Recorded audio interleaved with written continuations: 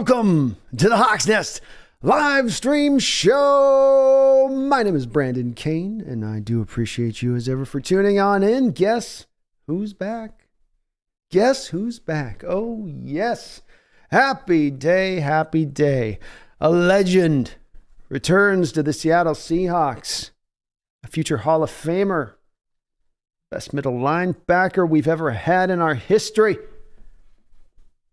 Perhaps one of the best middle linebackers, not perhaps, absolutely. One of the best middle linebackers to ever play the position, Bobby Tiberius Wagner. Oh, this does feel good, folks. And we're going to definitely have a lot, I think, on this given show to pull apart. And there's going to be definitely, I think, some debate a little bit on this signing too. But from my standpoint on it, I can be a guy that often likes to sit in a place of nuance. I'm not going to be sitting in a place of nuance on this one. I am very much in favor of this signing. One thing that has stood out through the process of looking at the Seahawks middle linebacker position as we moved into this offseason from a need standpoint was that the two places that you would look to help your middle linebacker core out, being free agency or the draft, were not the most well-stocked of areas. And you went, boy, okay, we got some money to spend. We'd like to spend that in other areas. Middle linebacker's not looking good. It's kind of a depressed asset. So when you had middle linebackers on the free agent market that were of value, that were young, they were going to get well paid, much better paid than the Seahawks were going to want to pay. Tremaine Edmonds, Pratt with Cincinnati. These guys were making really, really good money that the Seahawks were not going to sit there and go, yeah, we want to dive into that deep of waters. They didn't. They didn't have the money to do so if they were going to address other areas of this team at the same time. And if you look at the free agent period, look at that opening day period. Look at how many middle linebackers got plucked right off the board day one. It was startling. And this is very pronounced because of the fact when you look at the draft, the middle linebackers in this draft are not selling a lot of people. And it's very obvious by the way that the front offices are moving throughout the league, not simply our Seahawks here, but throughout the league. They don't necessarily like the middle linebackers in this draft either. It's on the surface of it to people like me that kind of look at it from, the amateurish area. It's like, oh, it looks kind of weak. They're kind of confirming that with some of those signings on that front end. So the market got very thin. There wasn't a lot of places for the Seahawks to go here, and they made a very good value signing with Devin Bush. That's a kind of a I'm not going to go full penny stock here, but it's like a penny stock. You're going low on an asset, hoping you get the great bloom of a return. But and he may get to that, but you're not sure. And it's still a young player, but he may not get to that. With Bobby Wagner, there's a little more certainty in you knowing what you're going to get. And Jordan Brooks had that torn ACL last year at the end of the year. Many of you have maybe already started to pencil him for coming back, and there's no doubt he'll be back here now at this point. So, why even go sign another middle linebacker? Just go draft a guy. We don't know about that. We don't know about that. As we saw with Rashard Penny, remember him after the year? He had a torn ACL right about the same period of time in the season that Jordan Brooks had his. And remember, it took a whole nother year for him to really even start to bounce back, all those small tissue injuries that then crop up on top of the situation. So we can't really count on Jordan Brooks. You have to look at him as a little bit of it's a bonus, whatever you get him coming back on that. Likewise with Devin Bush, it'd be fantastic if he can regain that college form that made him a top 10 first round pick, but there is no certainty. You have that with Bobby Wagner now. And so Bobby comes in, and as I'm sure many of you seen in the video I just dropped a couple of minutes ago, I think he gives you a lot of different value in a lot of different areas here where it's not just a matter of the play on the field. That's going to be improved. It's not a matter of just the leadership. That's improved. Hell, it's improved on the play calling, as I said in the video. Jordan Brooks struggled with the green dot last year. He was overwhelmed to try to have to process on the field and process the play and get it out and then get on. If you look, there was actual stories that noted this throughout the course of the year a little bit. And so now you have a guy who can come in there and do that. He knows what he needs to do. It's wonderful. As I also said in the video, it set Seahawks up just beautifully for this draft because you're not driven as hard to think about it.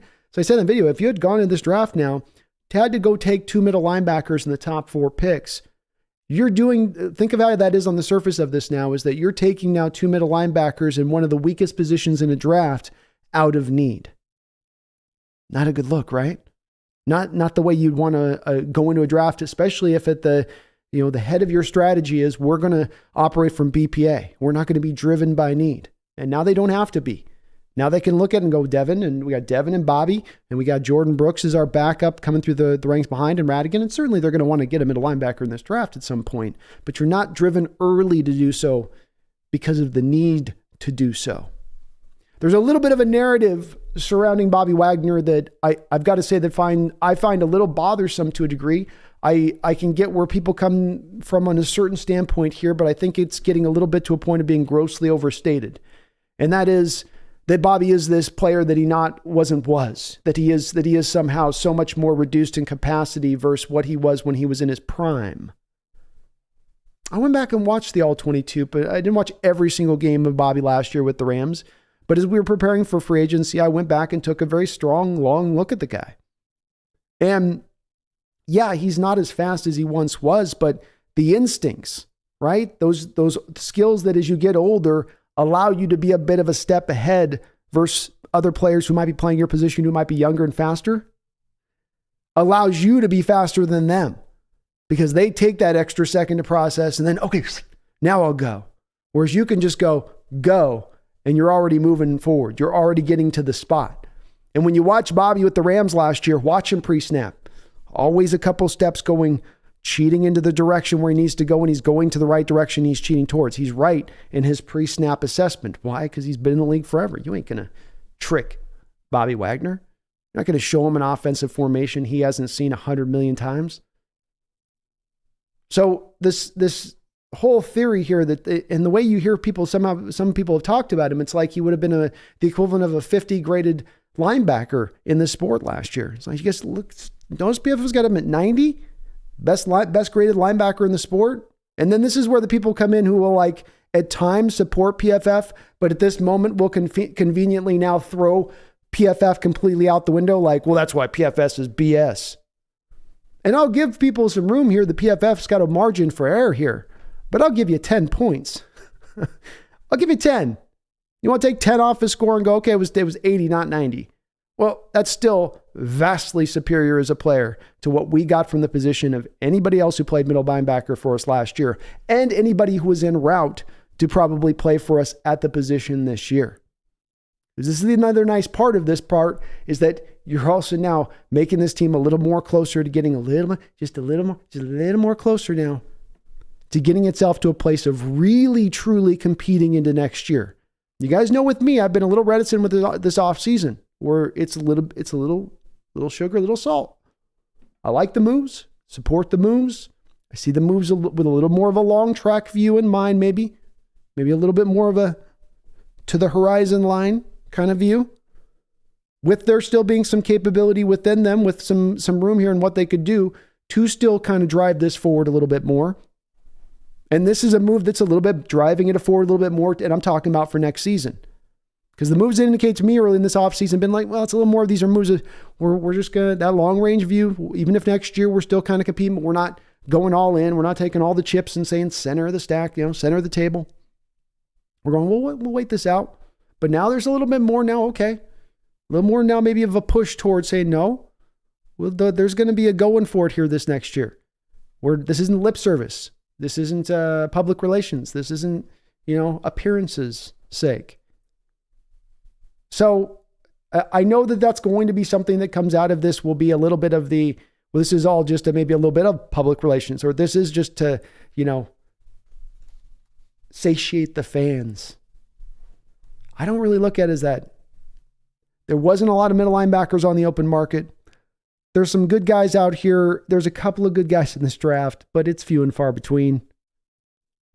And if you're going to get one of the good ones, you're probably going to end up getting them driven by need, because any other team that needs a middle linebacker in this draft right now is going to be just all over any of the quality ones that are in this draft, the few quality ones that are in this draft.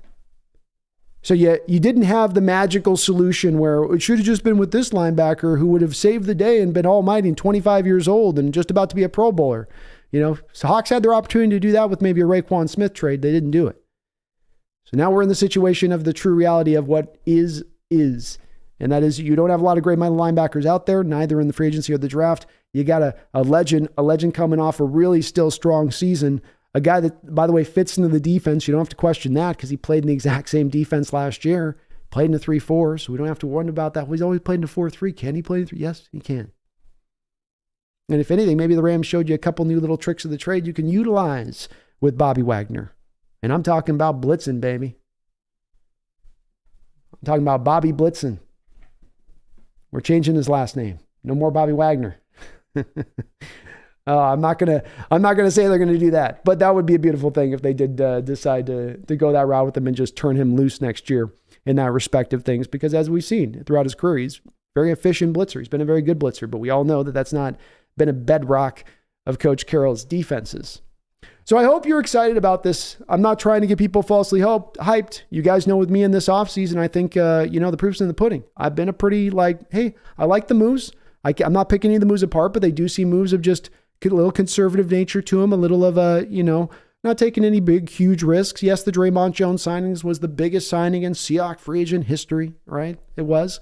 But then the other signings have been a little bit more to the mold of what you've done in recent history. The one difference is in this, though, is that though there are a lot of 1- and 2-year deals, there's quality in these deals. Where before it was a lot of 1- and 2-year deals on aging players who weren't at their best or weren't anywhere near their prime or weren't coming off.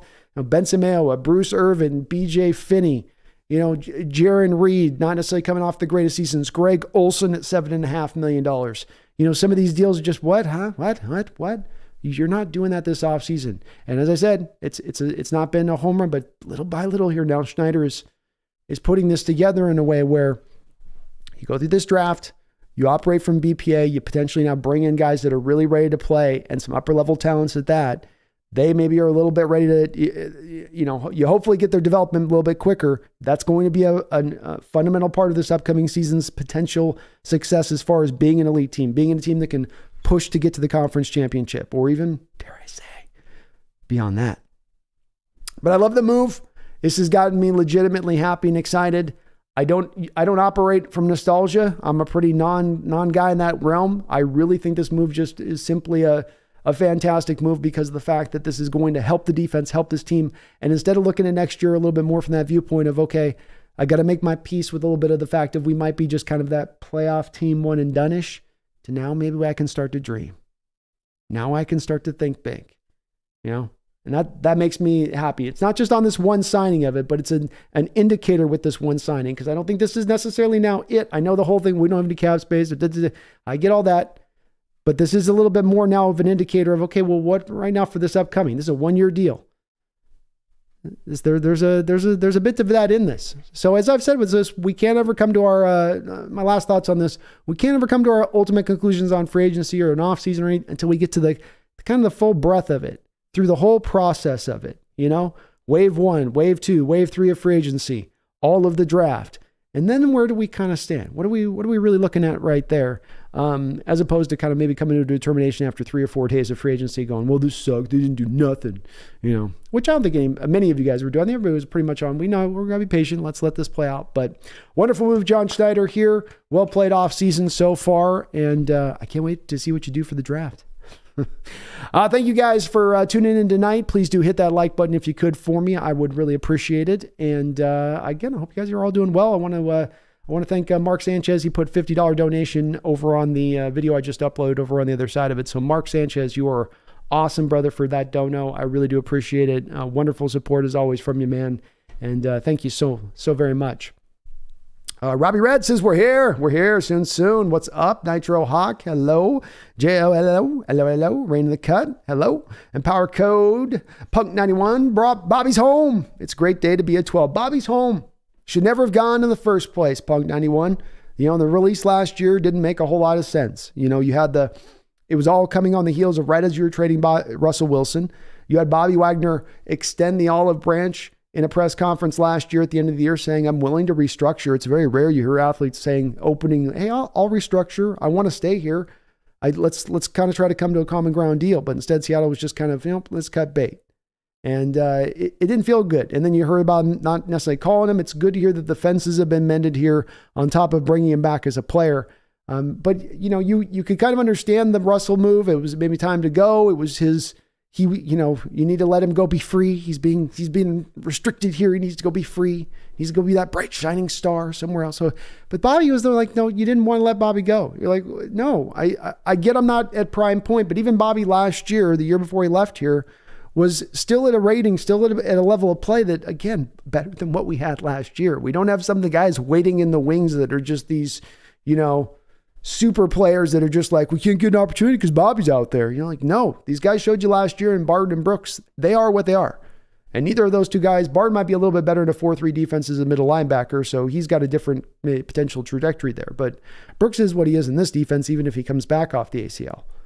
And Bobby is a better player than him, kind of down the line on that for the most part. Megan Cockroger, thank you for the $10 donation, Megan. I appreciate it. And I hope you're doing well out there tonight. Says, welcome home, Bobby. Thanks for making the week from hell with my aunt passing on Thursday and my father's sixth anniversary of his passing so much better. Well, my condolences to you, Megan, on your aunt's passing. That's tough, especially on a day that's corresponding to the date of your father's passing too. That's a 1-2 punch there, gut punch. So hope you're hanging in there, and thank you for the $10 on the dono. And yeah, that's a rough one. That's a rough one, but at least this is some good news. This did put a big smile on my face. That's for sure. That is absolutely for sure. DJ Jimenez, Bwagz throwback jersey will be the hottest selling jersey next season. I might have to get a Bwagz throwback jersey. That might need to be my purchase next year. I'm not going to lie. Hungway, are we going to have Bobby Wagner blitz more? Can't have him cover a receiver down 40 yards anymore. Yeah, I think you're specifically talking a little bit about, especially in a cover 2 defense, you've got your 2 safeties that drop back, and the middle linebacker typically runs straight up the football field for the most part as he's reading the play. And you've got to have the foot speed to get that depth. Because the safeties are going to be leaning more towards usually the sideline routes, right? Trying to take away the 9 routes and whatnot. I would think that they would try to. I've long wondered if there would be a point with having, Jamal Adams on the roster first and foremost, but now bringing back Bobby, I think this would open more and more of that door to being a little bit more of a blitz heavy team. It's going to take Carroll to really leave his core. And that's not an easy thing for me to predict because Carroll likes his core. So, to think that he's going to suddenly allow him to go into that nature of things, I don't know about that. But one of the things that you need to do to be able to blitz a little more heavier, and one of the things that's been problematic for us in the past, and I'm not talking about when Adams and Wagner have been here, I'm talking about in, let's go 15, 16, 18, 19, right? When we tried to blitz, we looked bad doing so at times because we were trying to do so from a 4-3 defense, which you're showing your hand a little more clearly with that when you blitz, number one. But number two, you didn't have guys that you had on the roster who really blitzed well outside of Bobby. So you've got to have kind of both of those two things, the schematics, and we do now with the 3-4 defense that allows for a little more confusion to be able to blitz a little bit in different areas. But then also the player personnel now, and Bobby and Jamal, who, are very good at that. Even a guy like Kobe Bryant, if you have him playing out of the slot last year, showed he could blitz really well. Excellent in that respect of things. Ariel, let's bring back Sherm too. Okay, I'm kidding. But why only a 1-year deal? Well, Ariel, Bobby's played a lot of football. And I wouldn't be the least bit surprised if by this 1-year deal, it signals that Bobby is looking at retiring after this. So I'm going to make a guess that this is probably, Bobby's last hurrah, not to put a bummer on this deal, but that's he's getting up there in age. He's played a lot of football. And let's remember he's not only played the football, entered the league in 2012, and there's not been one season he's had off for some major injury that he's rested his body. He's been out there every time, but he's got a lot of playoff games too, right? He's probably got almost a whole nother season of playoff games on that body, if not more.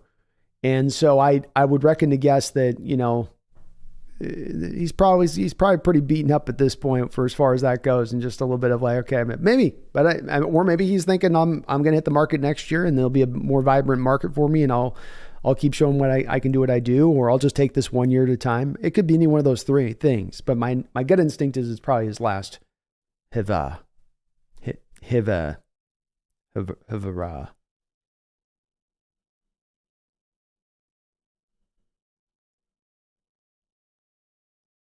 That's weird. Some of the things weren't showing up there. Wu-Tang Financial, thank you for the $10 donation. I appreciate it. Wu-Tang, I hope you're having a good night. Says, hell yes, Bobby's home. We needed this bad, too. No more watching sad missed tackles, and we get to see the captain and the throwbacks. This made my weekend, man. It did me, too. It brightened my day considerably. I went out and played a little basketball earlier, came back, took a nap, woke up, and got the news, pumped through. Randall McDaniel gave me a nice text. Shout out to Randall on that one. And I was like, whoa, here we go. So yeah, it was, you're definitely not going to see the missed tackles as much. You know, you're not going to see a lack of fire out there from Bobby. So that's a good point. One I haven't touched on with this, and that was one of the problems from both of the two guys you saw last year in both Barden and Brooks was the missed tackles. You know, having the guy there in their hands, they just can't bring him down to the ground. And not only allowing him to get a couple extra more yards, but letting him break loose and break free. It's a great point on that one. And boy, those throwbacks, you youngsters, some of my younger folks in here, younger Seahawks fans, that didn't get to see these throwbacks, you're going to see these throwbacks. And I'm telling you, I've been warning you. I've been trying to let you know. Oh, you're going to like them. They look so sweet. They look so sweet. Thank you, though, Wu-Tang. Appreciate you, man. Hang Wu says, when Wagner coming back, we need to fill at least 3 guys on the D-line through the draft in my mind. What do you think? Make the best out of Wagner? I would think kind of for it's a 1-2 thing there, Hang Wu, right? And thank you for the $5 donation where, yeah, you want to protect Wagner for sure, but then you also want to improve this defensive line because that I think was your greatest failing last year. And you had a lot of good parts of this team and parts that worked really well, but the defensive line wasn't one of them. And it was kind of all the way around. I know they had some sack numbers that were a little bit more up and that making things look a little bit better. But at the end of the day, the consistency wasn't there. You weren't dominating in either aspect, and you got to improve it. And you got to improve it mightily. And it has been the place that you look through free agency here and you look down the line of signings. And yes, Draymond Jones and Jaron Reed are really good signings and are going to improve the team. But also you needed help. And you lost guys on the front end. You've lost, and it wasn't that Puna, Quentin Jefferson, Al Woods, Shelby Harris were just so dynamic, but 4 bodies are out, 2 are in. You're going to need a little bit more now on top of that. And there is not that, I don't think there's really that guy out there in free agency at this point for them to go for. They can kind of probably wait on that one before maybe looking at somebody else there with that. But I think I looked to the draft. We were having this conversation earlier this week on Brendan's channel a little bit where, just talking about, he did a mock draft and got some blowback from folks, for going defensive tackle, defensive line heavy. And, I think it's reasonable. It's a reasonable approach. And as I've said, it's not people start to wag a finger at me and go, you're a BPA guy. Why you suddenly slanting off BPA now? We suddenly not a BPA guy for defensive line. It's like, no, it's when I go through and I run the same mocks that Brendan's probably run, I get to, if I go 5 and I move back to 12 and I'm at 12, I got 2 players I'm waiting between. And chances are I've got the defensive lineman that's, at the very least they're even, or the defensive line's the better player. The defensive lineman who's available there is the better player in my eyes. And so, I think that it's a thing where this is again, where BPA meets need, where you could be picking in the first 3 picks, take 2 defensive linemen. And it's a need on the team, but it's also where the value is in this given draft for where you're picking at. The better player you could get on the other side of it is not that substantially better. Or as I said, on at least an equivalency point, I would say, Hongwu. Thank you for the $5 dono though. And we gotta get that defensive line beefed up. Empower Code, thank you for the $10 donation, brother. Appreciate you as well. He says, cheers to Bobby. We're celebrating tonight, baby. Go Hawks. This is the happiest I've been in a while. Hey, happiest I've been in a while too on this one, as far as I am too. And I just feel the people getting rankled. It's because you're nostalgic. It's like, I don't. It's because I was really worried about this middle linebacker position. Devin Bush might recapture what he was, but Steeler fans weren't crying the fact that he left. They weren't like, oh, you're getting him just as he's getting good. It's not what they were saying. They were kind of like, just don't let the door hit you on the ass, Devin. And so, hey, maybe he can reclaim it. And I'll tell you, the kid, Kid's got a couple years removed more from that ACL, and that definitely is going to cause some players to take some time. But boy, you've just opened up the door now to do this in the right way. Just to do this in the right way and have a guy out there that's legitimate, not a guy that's a failing part. And if you do beef that defensive line up now and you get the middle linebackers kind of in point, and now you've got a defense that now has the potential to flourish. We've got the edges that can give us enough pressure, especially I think between the three guys and the continued forward development of Boye Mafe. We need the interior to supply their part of the rush to be a wall in the run game. And then the linebackers be able to kind of run around and do their business at that point. And now we can start to look at a defense that, okay, this is a defense with some potential to get to top 15. Dare I say maybe stretch its way into top 10 if things really work out right. And that might be dreaming a bit big, but again, it's the understanding that you'll have, if Adams is out there in the secondary with Diggs, and you still got Neal in his dime role when you go to that, you get the development of the young guys and Brian and Tariq Woolen as well, and they take some steps forward in their game.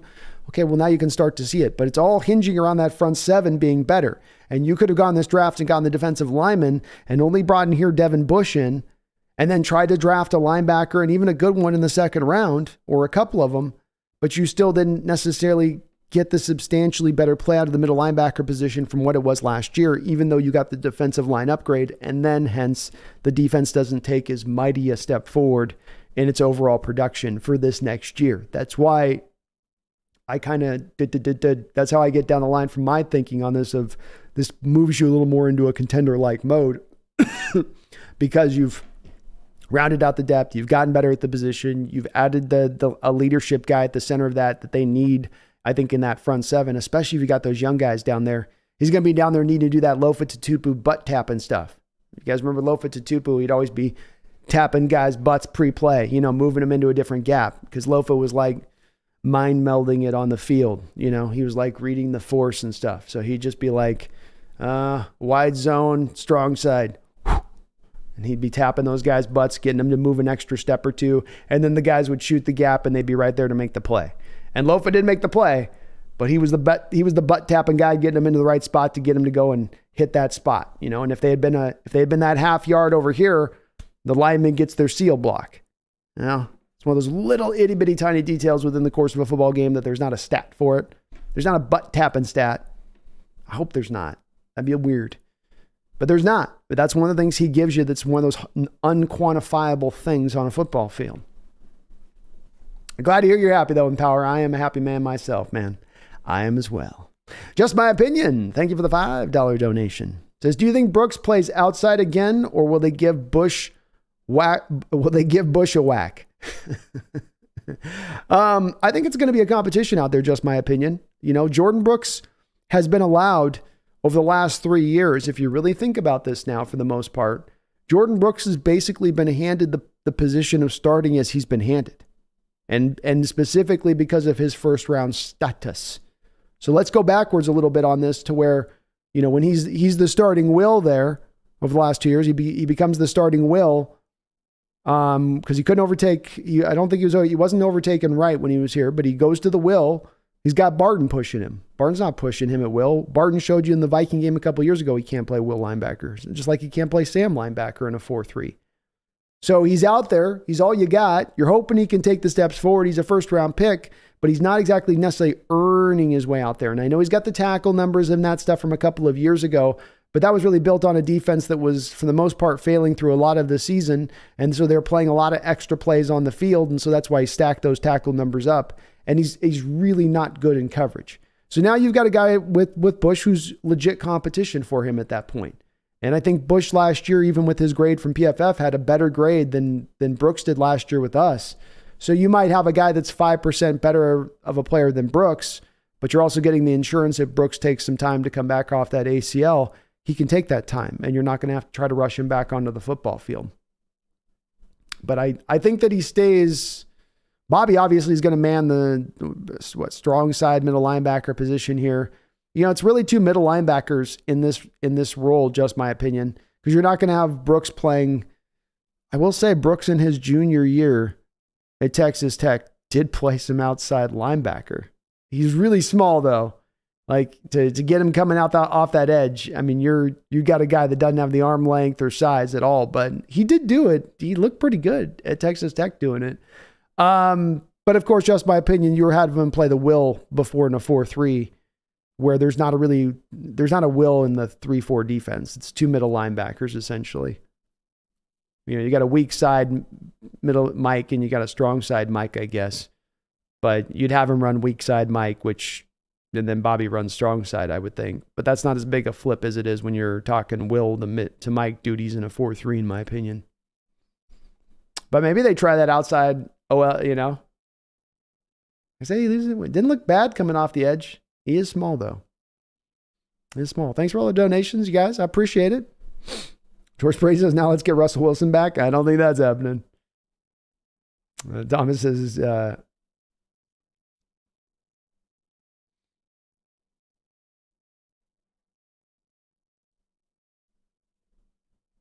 Mark says Wagner and Bush are an upgrade from Brooks and Barton. They are. I mean, that's what I was saying. Even if Bush, if you're low on Bush, even if you're down in that low end, you don't want to get down on the low end of Bush. Okay. Even if you're down at that spot, he's 5% better than 5 to 10% better than the season Brooks gave you last year. And he's not going to have I would at least think he's not going to have the complete, again, with Brooks' understanding, he's like one of the worst middle linebackers in the sport in coverage. That didn't get better last year from the prior year where he gave literally almost 1,000 yards up from the linebacker position in coverage. So, you know, he's going to at least be better than that. And so you go, well, is Wagner better than Barton? Yeah. Yeah.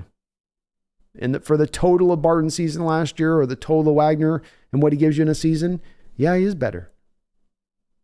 He is better. Wagner can get off blocks in a way Barton can't, especially in the run game, which you need in a 3-4 defense. You got to have a guy that it's dipping, it's slipping the block. It's just having a feel for how to get around an offensive lineman that's coming down at you in space. And Barton would just, you know, he's like the deer in the headlights on a highway. Just, he just gets eaten alive by it. And Bobby can still always slide off of it. Nagasa says Bobby won't be a savior, but brings in the much needed leadership. Nope, he's not a savior. I'm not saying he's a savior of that, but that's how I look at it as well, Nagasa. And I'm not trying to overstate this, Bobby. And that's why I'm trying to put in the impact of him as a player. And that's, you know, it's not that he's going to be a superstar. He gives you the best middle linebacker in the sport coming in here and all. You're not getting that, but you're getting an improvement off what you had. And that's the lens to look at this, in my opinion.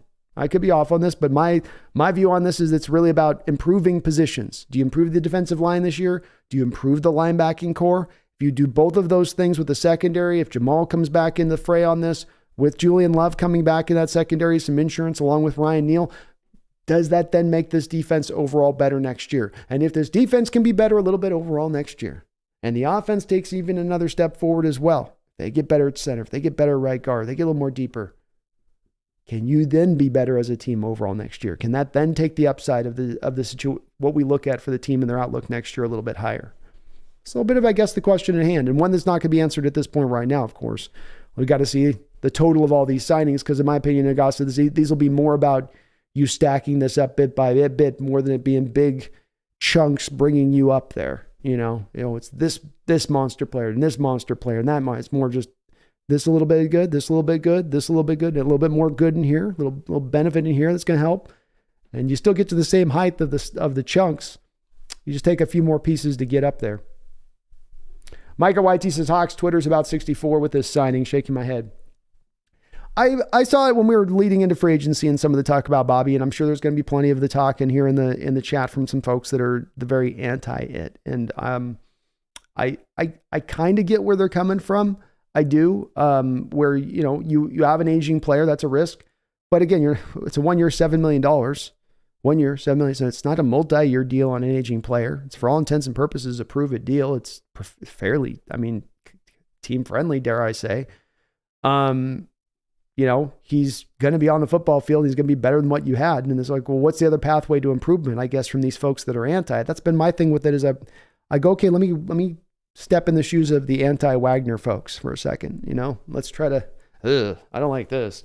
Okay, no, let's wear this jacket for a sec.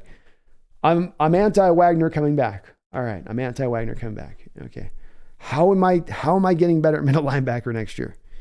That's the thing I ask myself, is it just you hope you draft the guys and you go, yeah, well, if they suck next year, you just know that they're rookies and they suck next year, and then you just redeal again with the position beyond that, the year after.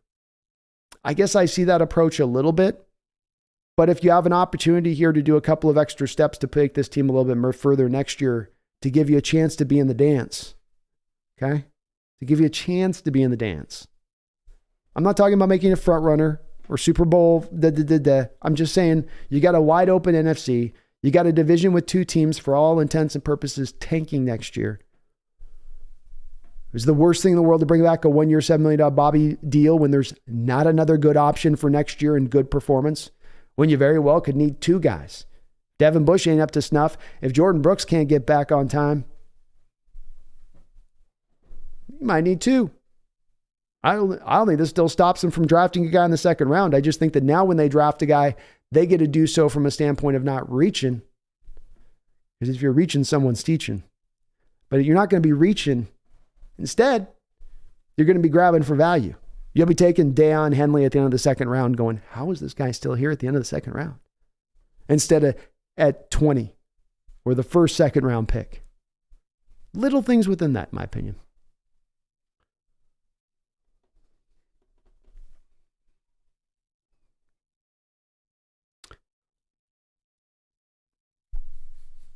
Oh, Dwyer, thank you for the $10 donation. I appreciate it. Very kind of you. Great to see Bobby coming back with our massive hole at linebacker. Do you see Schneider making any player trades before the season or just going draft free agency? I think that there's always the potential, Dwyer, with John Schneider, that he's going to make another move either at right in that point of training camp where it's usually a little bit into training camp or right before the trade deadline. And that there will be some established flexibility within that. I know that there's going to be the narrative coming out of this that we already didn't have any money to spend. Where's the money going to come from? How do we spend this? How do we spend that? Let's let this whole process play out. For instance, part of the way that we get some of our money, workable cap space removed from people and how they're putting this together is us picking at pick number 5, and the cost of that pick included with the $16 million of rookie salary that we have to set aside off of the cap space. But what if they trade back? What if they make some moves for future picks to reduce down that cost this year a little bit? Then that clears space in itself. So we don't know how they're going to manage quite cap. And I've said for a while that they do have, Dwyer, a lot of flexibility here over the course of a couple contracts here from be it Lockett or dare I say, I don't think they would do it Jamal because they want some flexibility on that. But they could do it with the Bobby deal here. You could go into the season with Bobby and say, Bobby, we want to go make one other move here. We're going to go add 2 voidable years to your contract. We're going to guarantee your salary this year, $7 million. And we're going to split this into 3 years. And that money that we save, we're going to go make some move out there now for a guy that's just suddenly available that can help this team. So there's flex. The thing that stood out to me with our cap situation versus other teams that get pressed up the cap, that I think is very important for Hawk fans to remember here, is that you have a little more flexibility because you haven't made as much of those funky those deals, right? You haven't done as much of those voidable years or burying money on the front or burying money on the back or taking the New Orleans Saints route where every single year you're $80 million over the cap to start the year and then you've got to find your way frantically down underneath, and you're converting base to bonus every season with every contract, and that's just one can getting kicked down the lane after another. That's not what you've done. Instead, you've cleared your books. That's what you did last year. That was the pain we had to suffer with the $44 million of dead money that we sat on last year like an anchor pulling us down beneath the tides. Don't have that this season. That's cleared up now. The flexibility is there. You can do it. Some people bristle at this stuff. Some people say, no, you need to pay the price now. I get that. I understand that. I'm just saying that this card is in our deck to pull out if we want to, moving beyond this Bobby signing. We're not restricted. We're not stopped. We're not held up. This is not the end necessarily just along with the draft. So I think O'Dwyer, they'll remain patient here. I don't think that they're going to do anything that's going to be crazy town, but, I do think there's a signing of an indicator here. There's a little more of a go for it mode in this versus them just kind of being patient through this year and kind of, we'll just kind of let this season roll through, and we'll trust the middle. We'll trust Devin Bush and a rookie middle linebacker, and we'll see what they can do. We'll monitor them, kind of monitor Jordan Brooks. Maybe he comes back and does something. That could have been an approach the team taken, and that one that I don't think would have wrought out the best middle linebacker group in the NFL. Instead, you would have been on the other opposite end of the scale. Thank you, though, Dwyer, for the $10 donation. I really do appreciate it. Washington Fistquest, thank you for the 17 long months as a Hawks Nest member of the channel. Thank you so much for that, Fishquest. Really do appreciate that. He says, think we go better than 9-8 with Bobby last year? Yeah.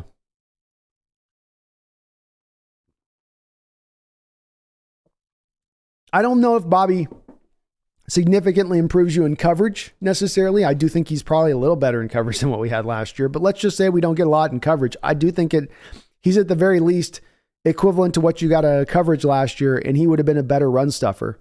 There would have been less of these games where you're just run on nonstop and there's no solutions, and you don't have, he just kind of shrugging, going, I don't know what to do. I never saw Bobby defense being, ran through like that. So I don't think that would have been something that would have been, and so they would have been at least approved off that. What that would have brought to the bottom line, or how much more forward that would have taken the defense, I don't know. Maybe it would have made you only a game better. Maybe I don't know if it would have taken your top end to being we could have walked with San Francisco at that point last year. I don't know if it would have meant that, but a game or two better maybe.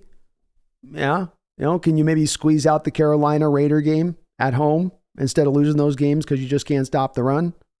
Yeah, I think so. I do think so. Nicholas Newton, thank you for the $5 dono. He says, woo, let's have it go. Super duper happy. I love to see it. I'm glad my fellow Hawk fans are out here celebrating tonight. As well you should. In my opinion. So it is good to see. Seahawks Twitter may be 60-40 on this, but I think the Hawks Nest ain't 60-40 as it stands right now, in my opinion, on that, Nicholas. But I love it, man. Let's go. Peace Lutheran Otis Orchards. Thank you for subscribing. Appreciate you, Peace Lutheran Otis Orchards. Hope you're having a good night. Joseph P., thank you for subscribing to the channel. Thank you. Appreciate you as well. Sajin with a $5 dono. Thank you, Sajin. Let Bwagz retire a Seahawk and retire the 54 jersey. Retire it. Second he retires at this point. Can you imagine the story here, folks? Bobby Wagner returns to the Seattle Seahawks this upcoming season, helping light a fire, a defense of young bucks bristling with talent, helping to take them over the top as Geno Smith commands an offense exploding through the NFL, taking it by storm. Can you see it now, folks? After a long, fraught battle, a season of back and forth, and finally slaying that nemesis, the San Francisco 49ers, the Seahawks walk through the Eagles in the conference championship as Bobby Wagner lights up Jalen Hurts on a read option keeper, picking up the fumble for a touchdown. Taking your Seahawks into the Super Bowl where they finally find the magical formula to take down Patrick Mahomes and the Kansas City Chiefs. And can you see it now? Oh, let me dream, folks. Let me dream. Bobby Wagner hoisting at Lombardi. Carroll, hand on his shoulder. Tears. I got goosebumps. Mahomes walking off the field in the background, blurry background. Tight on. That's the way you go out, right? That's the Ray Lewis go out. That's the, hey, look at that. That's the second best middle linebacker that ever played this position. That's the guy right behind Ray. You guys know I'm a dreamer on this stuff, but that would be a beautiful thing, would it not? It'd be a beautiful, beautiful thing.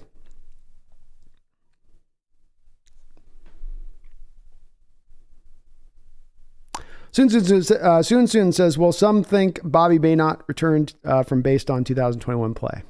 I mean, they may not. I mean, I guess it's possible there soon. Again, some of these folks are basing some of the stuff on a thing that I don't quite understand with. Like, is PFF so bad last year that Bobby had a horrible season but they grade him as the highest in football. Like, and why would they do that? And if you start unpacking this with people, it goes in a silly direction because they're like, well, they know Bobby's a star.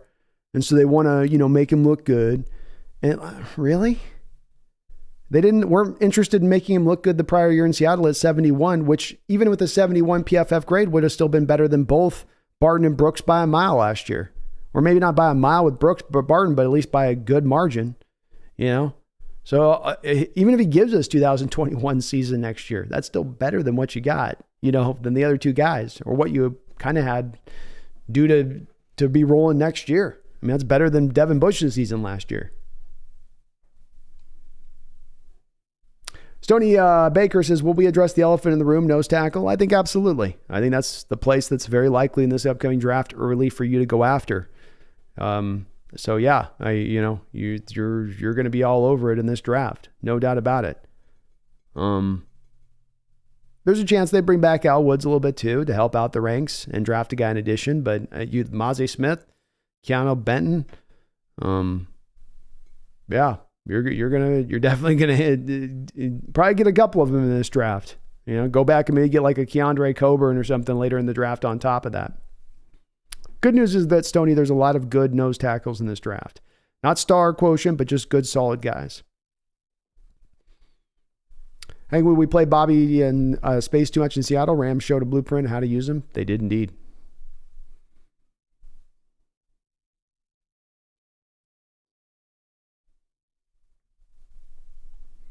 Roland Connor says, I heard Pete was considering doing the group push for 1 yard first down territory. I think someone's going to get hurt. The NFL just needs to, I know they're considering it. I think they're going to. They just need to take it out, in my opinion. And I don't think it's a play that's good for football. I think it's not dynamic or athletic, and it's just basically a rugby scrum at that point. So I don't know. Let's see what they do with the rules on that with changes. But if they don't take it out, Roland, I know that there's some risk of injury, but it's like an auto first down to me. I know there's some the stats actually show it's only 15%. Yeah, every time I watch it on TV, the guy's getting the first down with it. And Hurts was doing it at will last year, where it's just like, he's getting pushed with two guys behind. It's pretty easy to see how they're doing it, Except Jack. Jacob Chamberlain says, Bobby really said, I just wanted to test the waters for a year.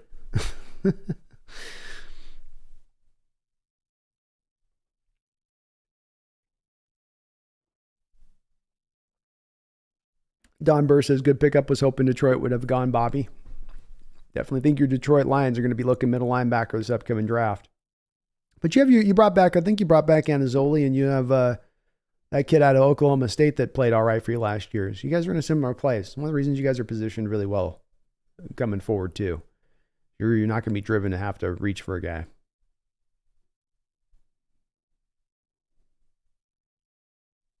Delicate is Jack Campbell alive. Jack Campbell's possible for sure. Oh, we're sure.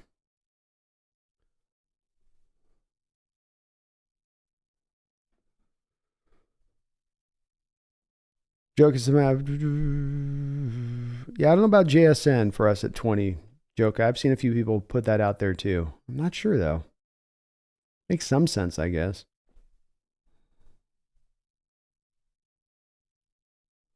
$10.23, Jordan Addison's nice. I got him as my number 2 wide receiver in this draft.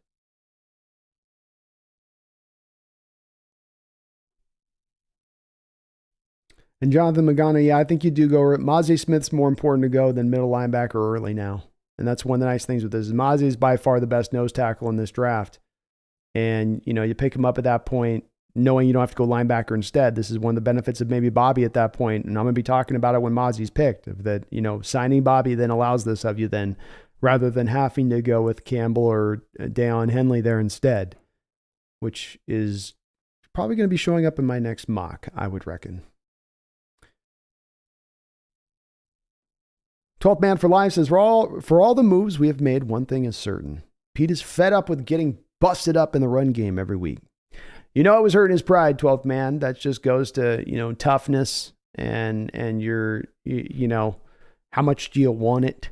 when you have week after week teams taking it to you at the line of scrimmage like that, to your point. And yeah, I don't think that that's a thing that Carroll can stand for. The two things he does not want in his defense to a very intense degree is he does not want to give up the big play, and he does not want to allow the run game. And, both of those things have been too much a common element of this team as we've gone forward. But last year it was the run game first and foremost. So, I think he recognized that if that's not going to work again. We're not going to allow that to happen again. And nor else should they. You should never allow yourself to be put in that position again. And they can get around it this year in a way they couldn't maybe last year, where they're flipping from a 4-3 to a 3-4, but they don't really have the resources to go out there and get the personnel in there to fit the scheme. And now they kind of do. Robert, my brother's in the house. What's up? What's up, blood? How you doing, Rob? Good to see my bro in here. DVN says him leaving honestly was for the better because it showed how much we need him and how he deserves to stay here. Well said. Brian Roberts says, all right, fellow 12s, I'm out on lunch at work. Respect, Brando. Thank you, Brian. Have yourself a good one, man. Appreciate you. Parker Hansen, thank you for the $5 donation. Says 54, love. Parker, nothing but love to 54. As I said, he is absolutely the best middle linebacker, best linebacker we've had in Seahawks history. He might end up being, I think there will be a couple of other Legion of Boom guys like Sherman. They do get in, maybe Chancellor, maybe Earl Thomas, but he might end up being, one of the only guys in the Legion of Boom era that actually gets into the Hall of Fame. And certainly going to be a guy who both is, has his number and number retired, or one of the few guys on that team is going to actually have their number retired. And as I've said too, I was looking at this a couple of years ago, and he's had nothing but 2 more years of production since I looked into this. I was charting a couple of years ago about where Bobby Wagner's rank is all time against other middle linebackers, great middle linebackers that have played this position. And maybe I'll read that article that I wrote about a year and a half ago for members of my channel. I can maybe go dig that article up and read it for you guys, because I think I make a pretty good argument in case about him being in the top 5 at that time, and he has only elevated himself since then. So, yeah, it's good to see, Parker. I'm glad you're hyped. I'm glad to see everybody else is hyped. I was expecting some people to be like, no, but I think it's hard not to look at this deal. They didn't go 3 years, $24 million. They didn't take a huge cap hit. It's a 1 year, $7 million deal. It's pretty good. Can't hate on it, can you? Mark Sanchez coming with a $5 donation. Mark, thank you again to my brother for the $50 donation. My God, man, over there on the other channel. So thank you so much for that. He says, Brando, yes, those throwbacks were awesome. Definitely getting a blue Bwagz to go with my Largent, Kennedy, Easley, and Jones. Cheers and go Hawks. Mark, I think that when the Seahawks realize as they do the throwbacks how much money they're going to make off of people buying the throwback jerseys when they are made available, they're going to be like hitting themselves in the head going, why did we wait for this many years to not do this? Like, this is going to outsell neon green all day long and twice on Sundays. All day. So I'm stoked for it, Mark. I'm not a big jersey buyer guy, but I think with this bringing Bwagz back now, I might have to just bite that bullet and go out there and get it, because you guys have all seen it, Mark. You've seen it too. The people have done the mock-ups of Bobby and some of the other fellas in the throwback jerseys. And boy, it hits you in a variety of ways as a fan like that when you see that, because I grew up with those jerseys, of course. For you folks, just kind of hit you like, oh man, that'd be pretty tight. Those are pretty fearsome looking. I like it. So I can't wait this year. I'm so hyped for those jerseys, and we got to have a good team. I'm even more hyped for that, Mark. Even more hyped for that. But cheers to you, man. Cheers and go Hawks. Thank you for all your support, brother.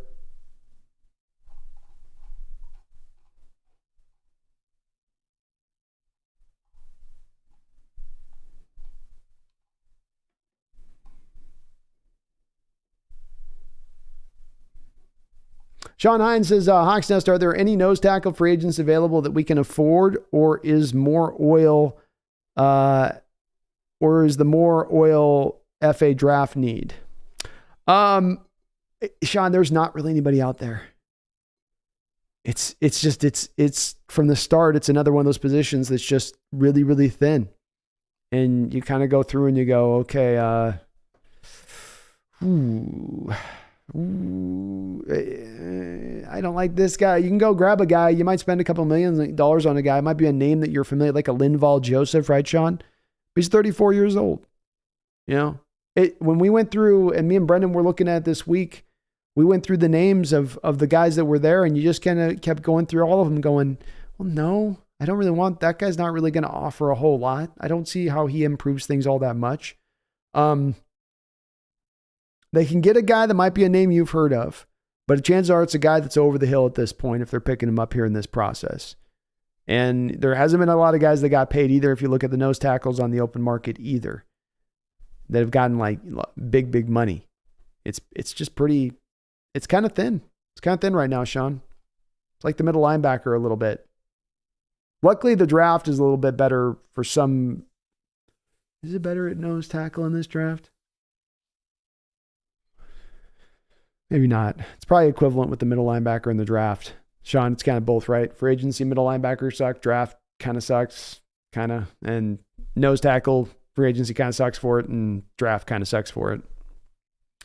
Jamie Cruz, let's go. I was catching some Z's. I wake up here. Boom. It's back with the Legion. Let's go. Let's get him a ring for the other hand. Let's go. The holes are stuffed. We are good. Let's go. I love it. AI says, Brooks won't be back until November. Remember Trey Brown? He wasn't right all season. Hopefully Bush is over that season last year. I hope as well. I share the same feeling on that too, AI. I think that the medical science thing has gotten us kind of fooled a little bit, where we all think about the Adrian Peterson situation where he has a torn ACL at the end of the year. He goes like a warrior through the offseason, might do some HGH reportedly, maybe not.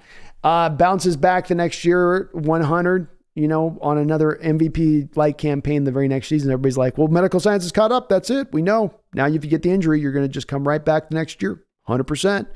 But it doesn't really work that way. And you're right. Guys can take a little bit more time. And it's an injury that has varying severities. And guys heal at different rates. And having an injury like that at the end of the year doesn't give me a lot of necessarily confidence that Brooks is ready to roll, come week one. Quite the opposite. Picardiac says, I want Maze Smith really bad after his pro day. Best zero tech in this draft, Picardiac. What you need first and foremost was a zero tech. It begins with one skill set and you expand from there. And you need this skill set in a 3-4 defense beyond any other. I had to talk with a guy, Chad Brown. I'd love to do more interviews with players, but I had a chance last year to talk with Chad Brown, a guy that has played in 3-4 defense and out throughout his career often. And he agreed with this. I said 3-4 defense in many ways starts with the nose tackle.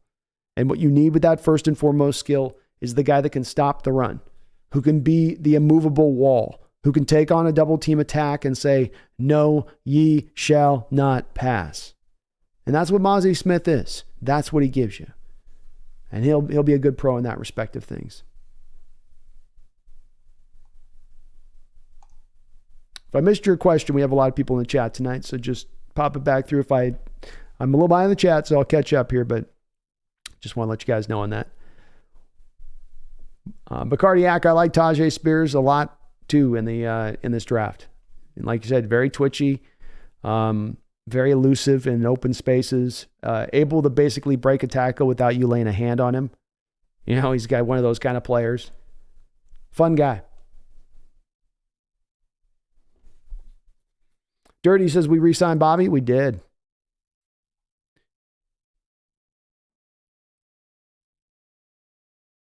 And we probably will draft a linebacker now. I just think that the necessity of drafting that one in the second round gets removed with Bobby. Now you can look to 4th or 5th round, which then helps them twist back to that zero tech. Hongwoo Lee says, I'm worried Pete likes Chris Rodriguez too much. It'll draft him in the second round. Whew. That would be very high for him. I think he ran like a 4.54 at his pro day or something like that. So he's only 5'11". So, he's good size, good weight, but he didn't have any numbers that necessarily wowed you. I think I've got like a 4th round grade on him. But Hongwoo, you never know. That's definitely something Pete could do. Boom Shakalaka asks if Jamal Adams will ever play more than 10 games. Again, I don't know at this point, Boom Shakalaka. I don't know where his leg is. I think that the physical coming up is a very important physical, and I think it's going to determine whether or not Seattle makes him a post-June 1st designation or not. But he's had so many injuries up until this point. I think it would be hard for any person to say, yeah, I think he'll play way more at this point. I'm not sure where he is. He's got a lot of things going on with him, you know. He's got shoulders and fingers and groins and ligaments. It's a lot. TD says, who's the best third down back in the draft? I'm guessing, TD, you mean that in the draft. I'd probably say Jamar Gibbs would be the best third down back. Certainly, Tajay Smears is right there as far as just behind him, but I think I would probably put Spears. I'd probably put it like Gibbs, McIntosh, Spears, or something like that on just third down back basis. D-Nuggets says this is a good window. Rams are trash. Arizona got Cryberry Murray. San Francisco dangerous, but they lost Jimmy G, and Purdy better stay consistent. It's one of the things that where I've understood them taking a little bit of a patient approach, but I've also advocated for saying try to go for a little bit this year.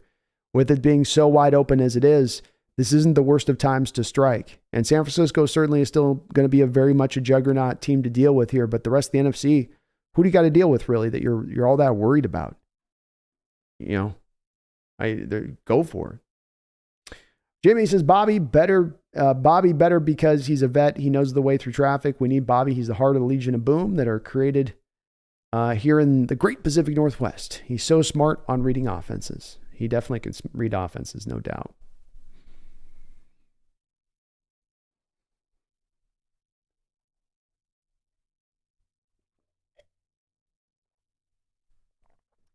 Addicted Ox, Brandon, yeah, adding more years for Bobby has been on my mind. Lock him up until he gets a ring. Yeah, they can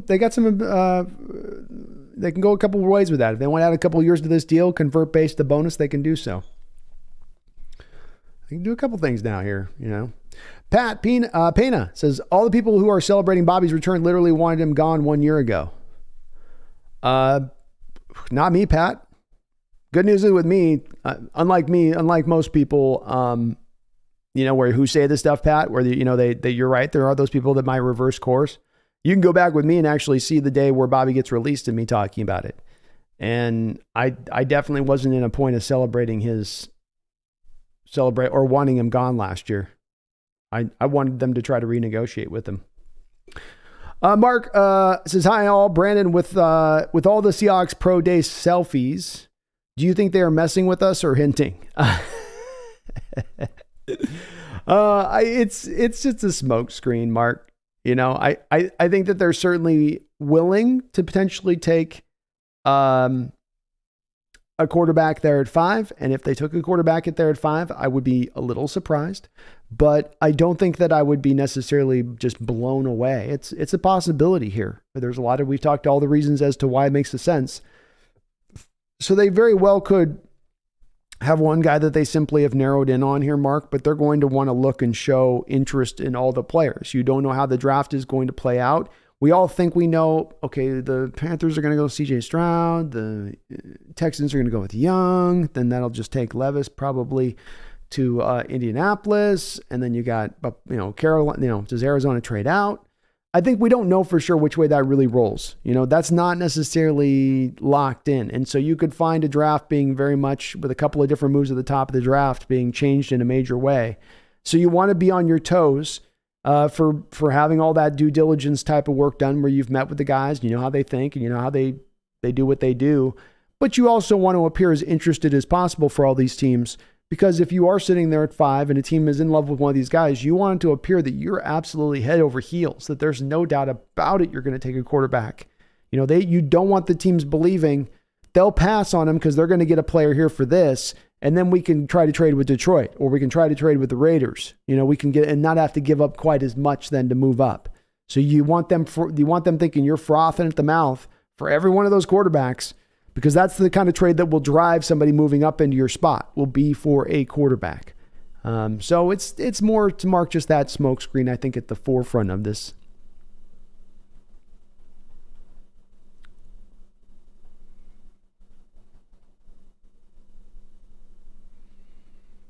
Addicted to Hawks. I like Tippmann. Tippmann to be a backup center. Guy could maybe push Brown a little bit.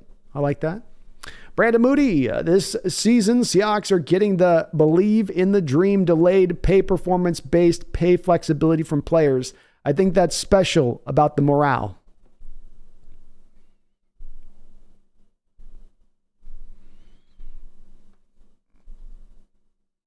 I do too. Probably sets a standard of more, Brandon, that they've, you got to earn it, And as we saw in the early part of Carroll's time here in his regime here, the competition being king and people being driven by that is always a great thing. And certainly at a lot of these contracts within it, that's how they've set this up. Nobody's comfortable. Nobody's cushy. People got to be on their P's and Q's. Bacardiac 151. I really like Carl Brooks. Watch him play, knocks down balls and pushes the pocket. I've watched him, Bacardiac. I like him a lot as well. My comp on him is he's Michael Brooks he's Michael Bennett without the first step quickness. A guy that truly offers inside and outside flexibility. There's guys that they talk about in this draft that they say they can do that. He's a guy that actually can do that. That's in his bag. Legitimately big, and he can come off the edge. So I really like him all around. Like you like with Bennett when you had him early on, you could take Bennett and move him on the outside as an early down defensive end, be a run stuffer out there because he's going to be a much bigger end than those guys usually deal with, and then run down. Then on passing downs, you can kick him inside. So he might offer you the same kind of flexibility in that realm of things a little bit there. Carl Brooks, Bacardiac. And I'm not sure where he goes in this draft, man. I think he's going to go relatively high, but I'm not quite sure because there's some really good dynamic guys, maybe even up ahead of him a little bit. But where you end up picking him, you might be getting some really good value on that player. Mark says, like and sub for this hard working man. Thank you so much for mentioning that, Mark. Please do hit that like button and sub on up if you get a chance. Hey, I agree with you. We do need to trade Noah Fant for a fourth at this point. Save the money. I'm completely on board with doing something like that. Wu-Tai says, think about what our record would be last year if we didn't give up 200 plus yards on the ground every damn week. Yeah, it would have been better. Probably would have improved.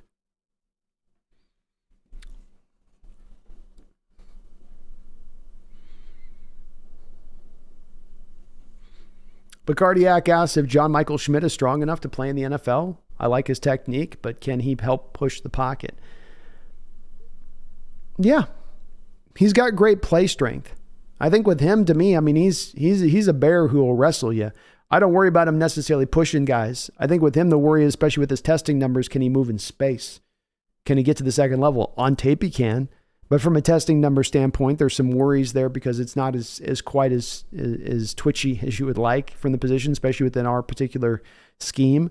But I think that he's a guy that if I turn on the tape, I see him doing everything I want a center to do. Doubling at the point of attack and getting guys driven off the ball, handling one-on-one with ease, being able to be pretty fluid and move in pass protection, pick up stunts.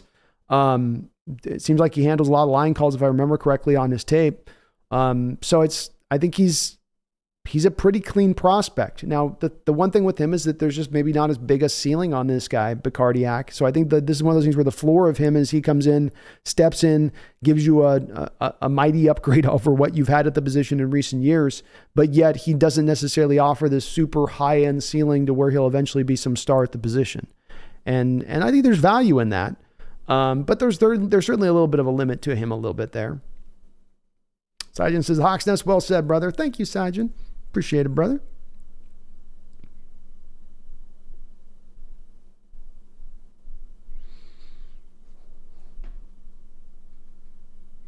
Rain in the Cut says, if we get Bobby another ring, I'll cry like a baby. I might be joining you in those tears. What a moment that would be, right? What a moment that would be. Salute to you, Wilbert. Sean says, Hawks Nest, can we afford a player like Greg Gaines still, or is he out of our price range now? I think they could still make some moves if they wanted to. Obviously, there's a lack of functional cap space right now, Sean, but the calculation being made, the key calculation that's really reducing down the cap space at this point from people's standpoint of things, is the $16 million that you have to allot to your draft as it stands right now. And the Hawks could theoretically within this draft package a couple of picks to go to another spot, move back in the draft off 5 to 12, 13, And then at that point, you're spending significantly less with that first round pick, which is very expensive at the top 5 standpoint of things. So there's some other things that could be happening kind of on the other side of this with other moves. They have a lot of flexibility if they want to take those moves and do some things. They'd have to get a little bit creative, but not so creative that they'd have to sell the farm for tomorrow for today. So the farm of tomorrow for today. But I think Greg Gaines would still be possible. Kip Rock says, now the defense has been bolstered in free agency. I think we need to find a wide receiver 3. That certainly becomes a lot more of a necessity at this point, Kip Rock. And you saw the Browns sign Marquise Goodwin, so that option is now off the table. And a lot of the other wide receivers in another thin market have been removed. So they may have to get, as somebody said, maybe it is a JSN, Jackson Smith and Jigba, in the first round that they take a look at 20. Possibly could be. I don't think they would draft him myself, though. There was some pretty startling data that came out. That was somebody else had done the work on this on Twitter, so I will give you a shout out now, but I can't remember who it was. If you look at the Seahawks and when they've taken a wide receiver in the second round inside the last 2 rounds over the last couple of years, they've never taken a guy that's ran a 4.5 40. They just don't do it. You got to run 4.4 if they're taking you that high. So they would go outside their norms to do that. It's possible, I guess. It's possible. Robert Jimenez, thank you for the $2 donation. Says, Watkins, Pacino, Nolte on Wagner return to the Hawks. I'll tell you, Robert Jimenez, I look at Bobby return, Wagner, coming back, the Seahawks tonight, tears in my eyes fall. I see a legend return as he should. Doesn't belong to L.A. Get him out of L.A. He don't belong there. He belongs here with us, Seattle. Retire his number, put him up there, and watch him hoist another Super Bowl. Love to see it. I hope you would too. Glad to hear most of my fans out here that were listening tonight love the signing. Love Bobby coming back next year. It's like cowbell in my ear. But let me ask Al Pacino what he thinks of the signing. Al, you like it? Oh, this signing. I'm going to tell you about this signing. I was looking at this free agent period, and I was ready to light this fire apart. When I was a younger man, we went for it. When I was a coach, we went for it. This team sitting back in the cut, waiting. What are they doing? I don't know. But with this signing, they move forward. They step up. With this signing, they indicate to the rest of the NFL, today might just be our day. What do you think, Nick Nolte? Oh, goddamn, give a shit about this. Who cares about this dang signing? Bobby Wagner is great. That's all I got to say. That's all I got there, Robert. They're very happy. Everybody's celebrating tonight. Christopher Walken, Al Pacino, Nick Nolte. They're all hyped up tonight to the Nines. Megan with a $2 donation says, Cosell regarding Bobby coming home to the 12s. I will tell you, folks, you hope in sports that when there is a player who goes off and leaves his presumptive team, a legend, a man reveling in the local area for the player he's been, you hope beyond the one-day contract, beyond the ceremonial signing, that you can bring that player back to the fray and truly allow him to lead a defense once again to the promised land. The Seattle Seahawks have done that tonight, doing the rarity in the NFL, moving off from a legend only to bring him back as he is still playing well, hoping to find one last tune in that great catalog of music. This is how it goes, so. And I'm telling you right now, if you're not taking the Seattle Seahawks seriously, you're not watching football. Thank you, Megan. Appreciate the $2 donation. Leon Brown, thank you for subscribing, Leon. I appreciate it. Welcome aboard the Hawks Nest. Randall McDaniel's in the house. What's up, Randall? Thank you for the $5 dono. Says, what's up, buddy? Here in dad duty on a Saturday night. Baby in my arms. Like how the D is shaping up. Linebacker core could be fun if things break right. I do like how things are shaping up. I think it's been a process that they've got to go through to get this thing built right, and that there's a lot of moves that had to be made to make this thing go, and that you are always sitting on this Randall, draft of 10 picks, 4 selections in the first 52 picks. So you've got a lot there to build this team that you can just bring the door through the draft, much more than other teams have.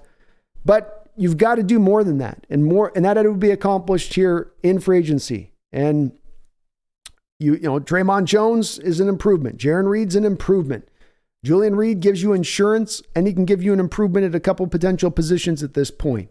He gives you more versatility into that secondary. These are all just little bit, as I said, none of these are big major swing moves for me, Randall, but when you put them all together, it's really that you look at with this and go, okay, I can see the plan as it all fully forms together. You go with these signings right now. You got Bobby here, you got Devin Bush, you get Jordan Brooks back now. You go into this draft, and now you can firmly kind of attack and look at, still trusting the board, but definitely attack the defensive line in this draft through those first 4 picks. Still then go for the best player available at other spots, and the other picks that you're not going for defensive line, maybe you get an edge because you just like a Will McDonald or a Nolan Smith on one of those spots. But you go for the defensive line in a real hard way at that point, and now we imagine, okay, let me think about this here. I bring in Maze Smith. I bring in a Kalijah Kancey or a Brian Breezy in addition to that. I stack that up with already what I got, right? Well, okay. I got a little bit of and that's a lot better rotation than I had last year, just off that. Say nothing if they go to look and take another defensive lineman a little bit more into the draft, 4th, 3rd, 4th round. Come back and maybe Keanu Benton dips into the 3rd round, pick him up. Or maybe you go Maze Smith, Keanu Benton back to back after getting Kancey or Breezy. 3 defensive linemen at that point. Now Wagner's covered up. He can run free. You got some dangerous guys in that line. You got a rotation. You're not just getting the 1 or 2 guys at that point, right? Then you'd have a 3 guys off the stack of the rookies that you got. You then put that in combination with Draymond Jones, Jaron Reed, Miles Adams still in on that mix at that point. Say nothing. I don't know what they're going to do at this point with Brian Monet, but now it's starting to kind of round into shape a bit. Got some youth. Got some veteranness in there as well. I like it though, Randall. But yeah, it's shaping up. It's shaping up in a way that it's improved, and then it's helping us just looking forward beyond that, Randall, towards freeing us up within the draft to be able to really take who we want to go take. As opposed to, I think, Randall, if you don't get this linebacker in Wagner, if you're not able to pick up really anybody that you really trust that's any decent guy out there in free agency, and the list was getting small. Beyond Bobby, the list was getting tiny. If you didn't do that, I think, Randall, I really do believe they would have drafted 2 middle linebackers inside of the first 4 rounds. And those picks would have been driven by need. So now you step out of that just because of the signing. Now you get to leave that, which now increases that much more mightily. It increases the chances of a successful draft to me. Because you will be operating that much more fluidly from a best player available standpoint. And that's what leads to me to the ultimate most successful drafts. Thank you, Randall, though, for the donation, man. I appreciate the text today letting me know, too. I was napping, I woke up, and I might have been just in my own little world kind of drifting off on a Saturday, and I saw your text, and I was like, I got to get on my horse here. Got to get up on my horse. Space, thank you for the $20 donation. I do appreciate it, Space. I hope you're having a good night, man, and I hope you're hyped up as well, brother. He says, hey, Hawks Nest, are you all in? Let's go. Oh, I'm all in. I'm all in. You know that these veins bleed blue with a little bit of a tinge of neon. But you know that I'm in on this. You know that I like and have been looking for. I've had my eye to the sky. I've had my ear to the ground. Show me a move that indicates me. Show me something here within these moves that it's not simply the patient. We've got that old Green Bay Packer-like 2-3 year plan. Show me it goes beyond that. Give me something just a little bit more. Show me next year we might go for it. I know I'm being impatient. I know I'm asking for too much. I know we're only in year 2 of the rebuild. I'm supposed to wait. I'm supposed to sit in the back, hands folded. I'm supposed to be happy getting to the playoffs last year and say, you should have been good with that. You were supposed to go through a bad season last year. You'd have to suffer through that. I know. And all of those are very right statements. But I still can't help but be greedy, Space. still can't help but look at that wide ass open NFC next year. I still can't help but look at that division with Arizona and the Rams. Full tank. Full tank. Their tank's so full next year. It's coming out their engine. Why a little bit of a day? Why not strike now? Why not go for it now? These moves this offseason have been good. Julian Love, a little bit of insurance for Jamal, maybe an improvement for Kobe Bryant in the slot. Okay, yeah. Jaron Reed, better than what you had in Quentin Jefferson. Yeah. Okay, better. Draymond Jones, better than what you had in Shelby Harris. Yeah, he is a little bit better. Little moves. But here within Bobby, there's a little bit more of a, and I'm not even in the expectation of just expecting Bobby to be this game changer with it, but he's within the centerpiece of these moves that starts to come together a little bit more. And now the draft fills it in with the rest of the defensive line, and now we're cooking with oil. And we know this offense is going to be efficient. We know they're going to put up points. One of guard or center will be better than it was next year, if not both of those two positions. And likely that Locust and Cross take steps forward in their development. You don't take any steps back really as far as your skill position players go at that point. You only add on top. And certainly injuries can happen, but from as far as paper-wise, you should be a top 10 offense next year. And if you can round this defense into a top 15 range of things, and if you can have the sensational special teams that we have in place on top of it, that's not a formula that can be put together for a given season to find some really great success that can push to be one of those elite teams in the NFC? I think so. Thank you, though, Space. I appreciate it. You know I'm all in, man. You know it. Peter Go Hawks, thank you for the $2 donation. Says, your thoughts on Bwagz and Jamal Adams playing linebacker? Well, I love the Bwagz signing, Peter Go Hawks. There's no part of the signing that I'm a guy that will usually give a little bit of the good, the bad. I'll usually say, well, I love most of this move, but there's a bit of this that gives me reticence. I don't have that going on in this situation with Bwagz in this move. I, from day one, have said that he needs to come back to town here, and not for sentimental reasons. I think that I point to really three things at the forefront of this. There's probably more beyond that, but he's a better player than what you got out of the position last year and what you were due to have out of the position moving into next year. He gives you the guy that's the green dot on the helmet, who on the football field can command the defense, can bring in the plays, who's not going to then get overwhelmed after having to do the play call and then read the play and process all of that at once.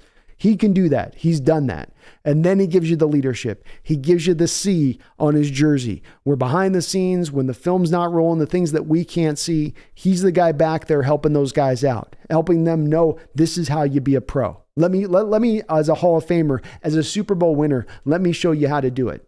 And who are you as a young cat to question me on that? What are you going to question about me and my resume? Do it the way I'm telling you to do it. And you need that leadership from within the locker room. You need the players from that locker room if you're going to put together that Super Bowl caliber team, or that team that can push to be a Super Bowl caliber team. You need the guiding hand's got to go beyond just the coaching ranks. It's got to come from within the players. And you have that a little more solidly now with Bobby, on top of those other reasons I just provided, Peter Go Hawks. And he's only costing you $7 million on a one-year deal, not a multi-year deal, not something that's going to hurt us in the future. Pay for play. I love it all the way around. Thank you guys for all the donations. Appreciate you. Cardi likes Quentin Johnson. Might just be. Johnny Gelato, draft Bijan Robinson at 5 and we won't need a defense. I love it, Johnny. Boy, you would the fan base would be woof. I could only imagine if Bijan was drafted, the variety of different responses that'd be out there. 1023, I don't think Mozzie Smith's going to last the third round. I mean, I agree he probably should go in the third round, with his skill set being he is only really a run stuffer. You look at the kid out of Connecticut last year, who was, I think, the first outside of Jordan Davis, was the first second nose tackle taken in the draft, and he went in the third round. You know, that's usually where those guys probably should go. But I think the scarcity of this particular draft from nose tackle standpoint is going to move him up into the second round, I think. Jamie Cruz is right. He comes back 1 year to be the Corazon Nuevo of the new Legion of Boom. Fade out to black. I love it, man. Yeah. Let's go.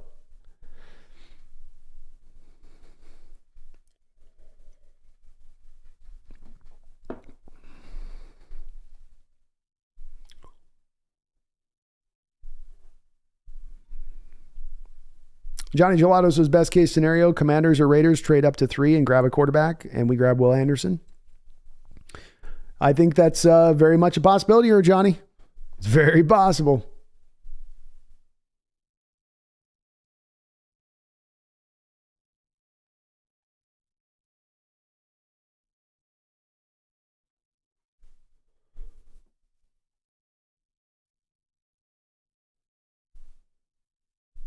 Cheese Tacos says, I wonder how we're going to get the cap under control here. Perhaps a restructure on Lockett's contract, extend Nwosu, release Fant, all 3 other options.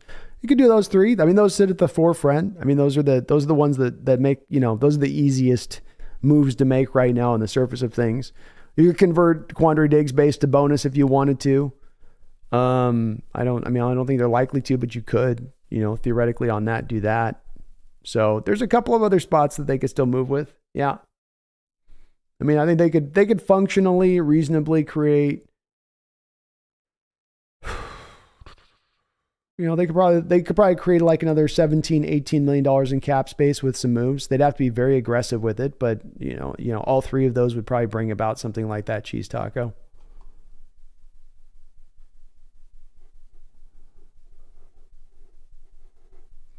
Victor, how's it going? Not sure what you're saying in Spanish there, but bien. Chapa, I think the Seahawks should trade down. Of course, it depends on the value. If we choose to pass on Carter, we can get Wilson at 7 or 8 or 9. I do think that's I think that's the lead that Schneider would like to lean into, is trading back. Peter Go Hawks. Oh, you asked me also about Jamal Adams playing a linebacker. I guess it's possible. I'm not sure what they're looking to do with Jamal at this point, Peter Go Hawks. I mean, theoretically, he could do some of that. I've always wondered how that would work with him and his shoulders. You got to take on a lot more contact there up around the line of scrimmage there as a linebacker than you do as a kind of the safety that's the defender that's unaccounted for, usually offensively speaking, especially in the run game, if you come up at the line of scrimmage. So it's a little bit of a different territory that you're in versus being a linebacker. But you're playing to Jamal's strengths, keeping him up around the line of scrimmage. And certainly you could look to do a situation. I've often wondered in bringing back Bwagz if you were to do something like this. Let's say we go to dime defense and we got 4. So you got 4 wide receivers and then you got 4 corners on the field, right? And now normally you have Bobby there as your middle linebacker. Well, what if now in that instance, you bring Julian Love out as your strong, right? He's your strong safety. You're showing cover 2 looks at times, most of the time at this point. You got Ryan Neal as your dime corner. And then you got, instead of Bobby at middle at that point, you move Bobby off the field and you bump in Jamal at the middle linebacker in dime situations. Because if you go into 4 wide receivers, it's going to be very rare that at that point that the offenses are going to go to the run game. So they could find a little bit of inventiveness on this if they wanted to within that. But if you're talking about Peter Go Hawks playing him purely as a middle linebacker, running a base defense at that point, I can't see them doing that with him quite to that degree. I'm not sure on that one, But thank you, man. Appreciate it. Okay. I hear you. Kitty. I hear you. They hear you. I hear you. Everyone. You tell me. TD, who's the best 3rd and short running back in the draft, TD? Probably Roshan Johnson and Chris Rodriguez are your best 2. I would say.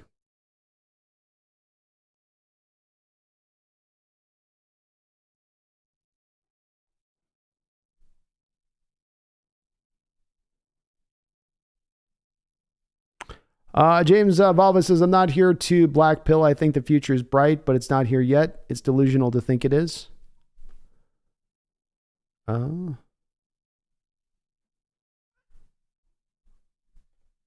Yeah, I mean, I don't know if we're in our Super Bowl window yet, but I mean, I think that I don't know. So I guess, are you saying, James, that the future is not bright this upcoming season?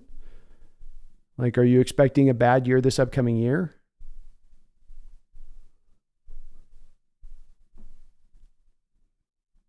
And yeah, you're going to have a young roster next year. It may not be a roster that's ready to go to be Super Bowl contending next year. But as I've said with this offseason, let's look at the full offseason and how this plays out. Let's look at all the moves they make. Let's look at the draft they have. Let's see how the draft plays out and the returns you get from it and see where it goes. But you might be right. We might still be a little bit further out. I'm glad they're making some aggressive moves here.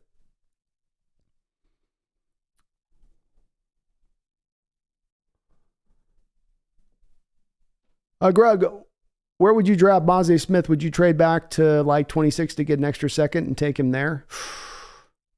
Probably be a little bit early to take him in the first round for me. I mean, I'm kind of even having a tough time doing it in the second round, to be honest with you. I got to acknowledge it's just the value of where he needs to go.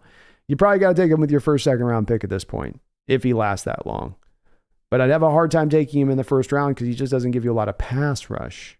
And to take a nose tackle like that in the first round that you're just taking for being a sensational run stuffer, that seems a little bit high to me. Just a bit. Sean, TheSeahawksNest, when do you think the Broncos start dealing with a high-paid quarterback instead of investing in the rest of the team? We chose Russ over the Legion of Boom style, and it bit us for years. I think a lot of the moves they're making right now, Sean, though there's a lot of these moves are built into helping out Russ, certainly, Sean. I think a lot of these moves are also just moves Sean wants to make. You know, building towards a good, strong offensive line, that's always something that he's wanted to do, you know, and he's bringing in more of his guys. I don't think he's showing he doesn't trust the receiver core as much, I think, in some of their moves they're making. So I don't think Sean's doing a lot of this stuff at this point. Not Sean, but Sean Payton. I don't think he's doing things that are necessarily just built towards Russ. I think it's a bit of a combination of the two. You know, it looks like they're going to go to more of a power style running game, Sean, and then work that off of that with play action. A lot of Russell with his back to the offensive line post snap, right? And rolling out and a lot of that type of stuff. 1-2 read kind of look stuff, get him on the edge. And so they're going to try to pull that off, and we'll see if that works for him there, Sean. But you know, they're certainly, I think, in a position of if Russ doesn't come back this year and roll for him, they'll cut bait. I mean, the Jared Stidham signing of 2 years, $10 million to me, Sean, shows like, well, if Russ ain't going next year and he's showing he's what he was last season, he's not taking 2, I'll just go to Stidham and we'll roll with that for a year, you know, or even 2 if I've got to go, you know, wait a year out. But I think Russ is going to be a bit in improvement mode this year. So they're trying to fix it. They're trying a little bit, but I don't think they're going to go too hard on this much. No, Netstar Live Urban says Hawks just put some icing on the cake. Yes, they did. Yes, they did. Jesse Bond, I'd still want us to snag Sewell. I hope early second round. Boy, that'd be a little early for me, Jesse. Be a little bit early for me. Eric Barrera says, how good can our defense be with a healthy Adams all season? Probably is going to develop, as much as at that point Adams being healthy, his determination of how successful he can be is going to be probably built on how good your young defensive linemen can be out the gate. You'll have a rotation. They don't just have to carry the load all on their own, but you know, if those guys are going to be needing some time more to develop rather than you can rely on them early, you know, it's probably the defense is going to have a little bit of a limitation to it, whether Adams plays or not. But I do think that if Adams is on the football field, you're a better defense. And, you know, so if he's good on defense, he probably takes us, you know, we were one of the league worst defenses last year. You know, his presence alone, if you just had what you had last year, you know, you're probably 4 or 5 spaces higher. You're a bit better as a run defending team at that point.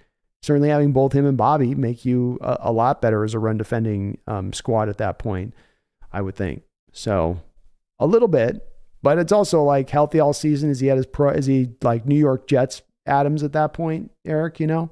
Are we getting prime time, you know?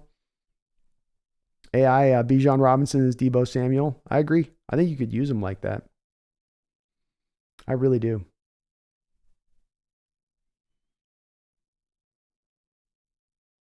I do agree with James. I think that Anthony Richardson's far different quarterback from Malik Willis. Far different.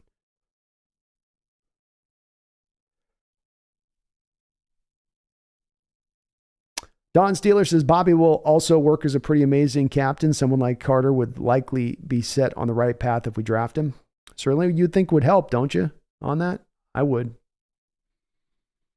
D-Nugget says, Brandon, what do you think the conversation between Bobby and Pete was upon his return regarding what he was let go before? Walk-in version, please.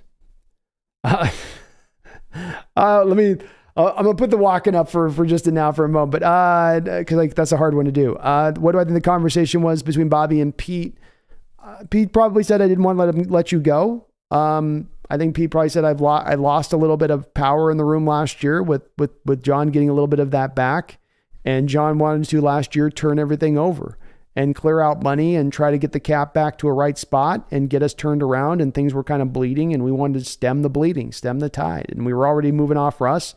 And so it was we thought we were going to be in a kind of rebuild. We were going to be competitive last year, but we didn't know if we were going to really be in competitive mode, as far as whether you're here or not. So all things being equal, we decided to kind of clear the space. But we've realized we've gotten this rebuild a lot faster turned around than we thought we were going to. We're in a position we think to be competitive next year and to go for it. So it's a different story than where we were sitting last year. Bobby was probably like, all right, cool, man. Bobby, sorry, we had to cut you last year. Saving money, lots of money, all the time. Expensive world. Russ gone. Why not Bobby gone? 2 for 2.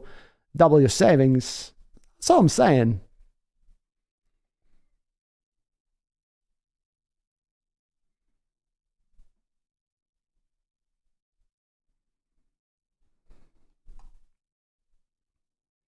Deadly says, thoughts on the quarterback pro days. Stroud looked amazing. He was effortlessly flicking the ball everywhere on the field. Levis looked in good shape, but he consistently looked like his throw takes so much effort. Yeah, he's a power thrower. He's the equivalent deadly of a baseball batter that's swinging from his heels every time.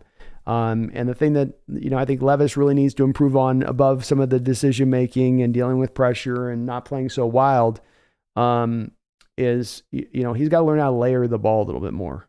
Taking something off taking a little bit off the ball, getting it up over the top. Everything with that guy is, a 99 mile an hour fastball, and he's just letting it rip. No doubt about it. He was, I think, still impressive nonetheless. The skill set's still impressive, but that did stand out to me as I agree with you there. And yeah, I agree with you on Stroud. Looked amazing to me as well. Showed you everything that, my latest comp with him where I'm kind of stand on with this. I do see a lot of Montana in Stroud. And Joe Montana.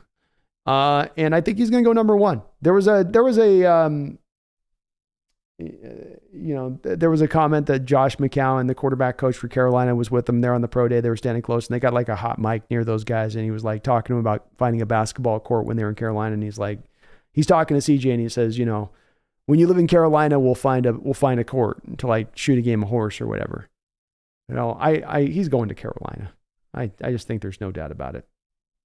Kirk Stemmer says, how do you think this signing affects the salary cap? And do you think this makes it less likely they draft a quarterback? I do think they take a linebacker kind of regardless, Kirk, but I think it makes it less likely you take a linebacker early necessarily. How does this affect the salary cap? Well, you're $7 million lighter. You basically, before this signing, were kind of right where you needed to be at as far as having enough room to be able to sign your draft picks and be good. So they're going to have to probably create some other places of spaces as far as their cap situation is concerned. Brandon says, Bobby is also here for leadership, and I think Devin Bush and possibly Carter would be great under Bobby. I do too. It could be possible. TD says, I do think TD that Cansey could play in this 3-4. I think you're right to wonder if he's big enough. That's a valid question. But in watching his play style, I think he'll be just a unique enough player that he could pull it off. I got to say 100% correct it, Brandon. Thank you, man. Appreciate it.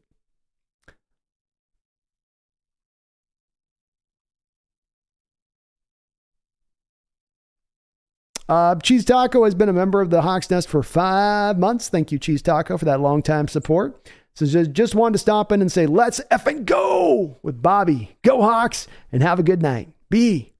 Let's blast the draft and make it one of the best off seasons ever. It's starting to have some makings. We got the fixins in here now. We just need the main course, cheese taco, and I'm talking about the draft.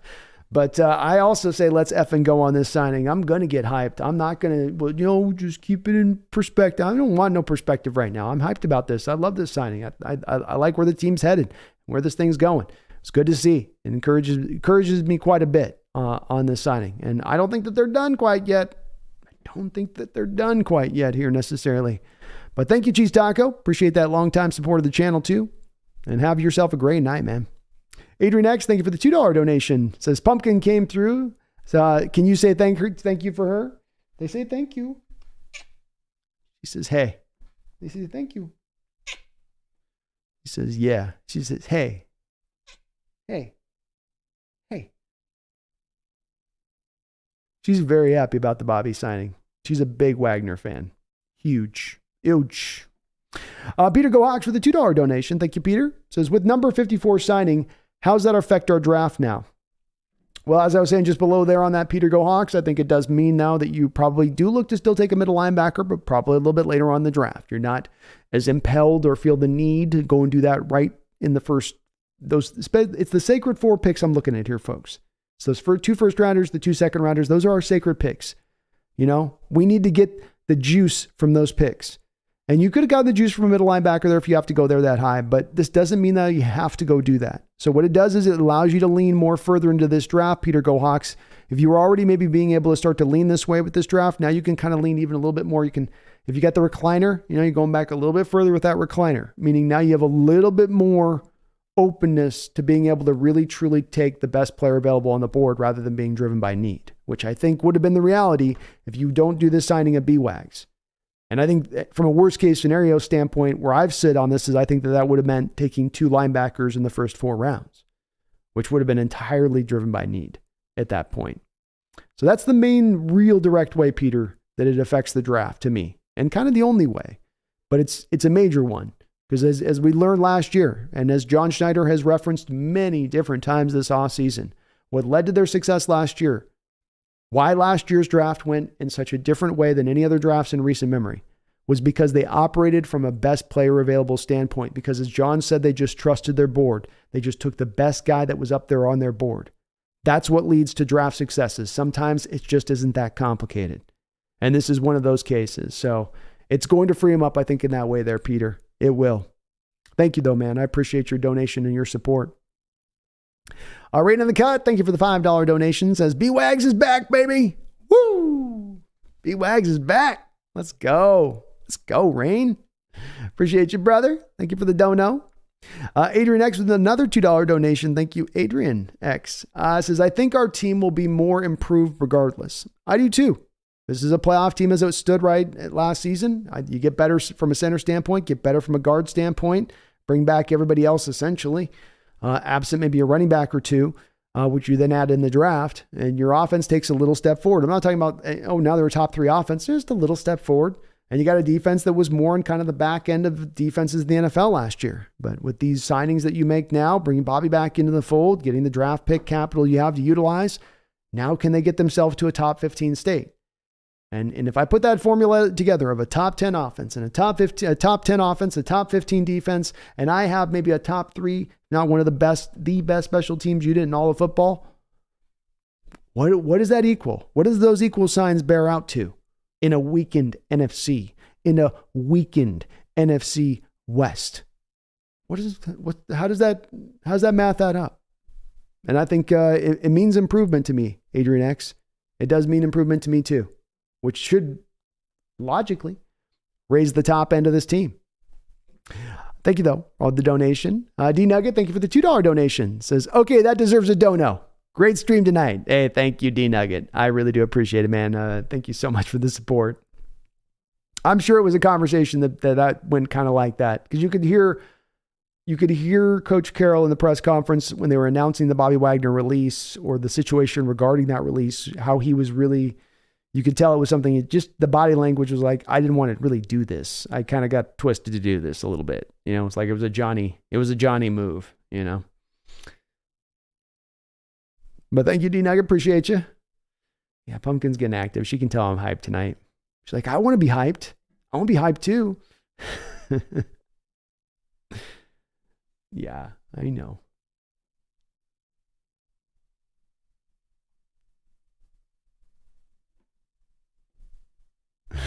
Get folks liking the impressions. Thank you.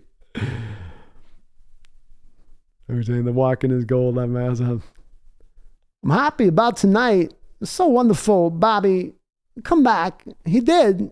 I went outside and I yelled in the night, Bobby, Bobby, come back, Bobby. He did. He came back. He answered my call like a bird flying. Ooh, ooh. James Valva says, we're not drafting a guard early. Paying Haynes starter money is a big tell. JS doesn't like any of the guards in this draft, at least not as a day one starter. And you're not drafting a day one guard unless he is. I agree with that. I think it's very highly unlikely they take a guard early.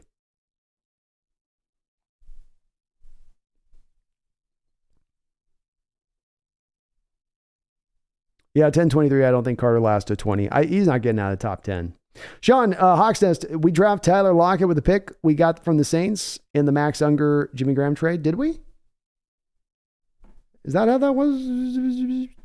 I thought we had to give up a couple picks to move up. I think we could give up a pick to move up for Tyler. Like we had a second round pick and we moved up. The native one, I don't know on that. I didn't think we got a second rounder back in that trade. I dig the Hawks. Thanks for the cowbell, Brandon. Anytime you need, I'll do it. I got the cowbell anytime. It's over here. I just rang it. Anytime.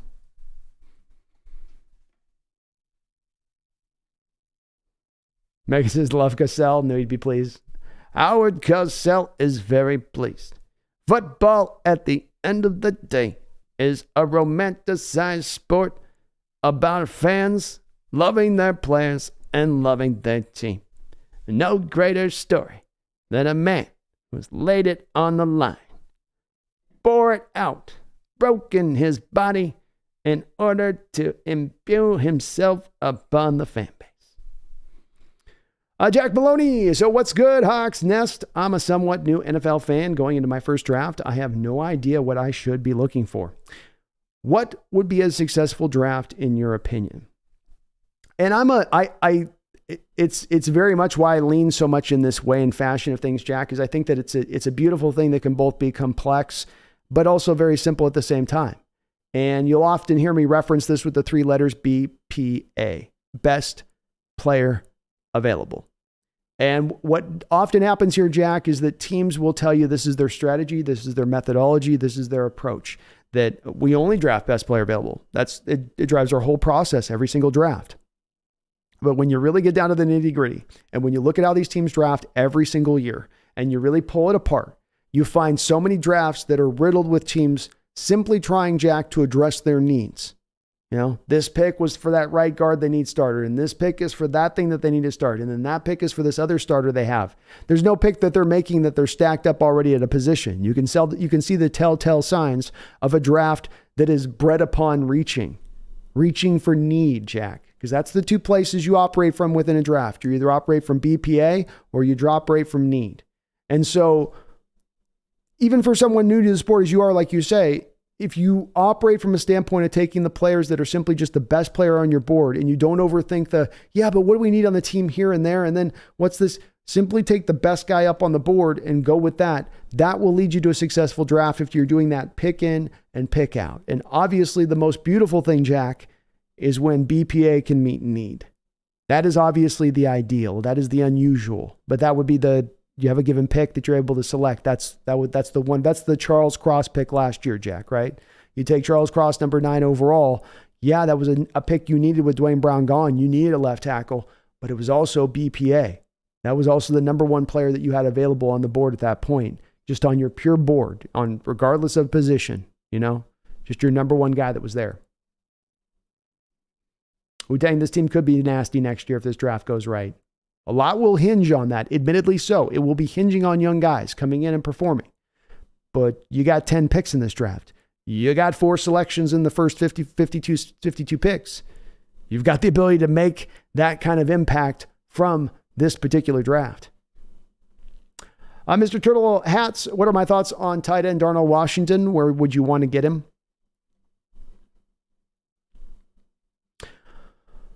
Darnell Washington is one of my guys in this draft, Mr. Turtle Hats. You know, if you were to assemble a list of 15 guys that I just really would love to have on my football team, regardless of where they go in the draft or how high they should be selected, he's one of those guys for me. He is a uniquely built tight end, the likes of which we haven't seen come out of college football in a bit of time, quite frankly. He is a de facto extra first and foremost offensive lineman on the football field as a blocker. I mean, he is pancakes all day long, stacks of pancakes all day long. He's Prince with Charlie Murphy after a pickup basketball game. I mean, he is going to just put guys on their back all over the place.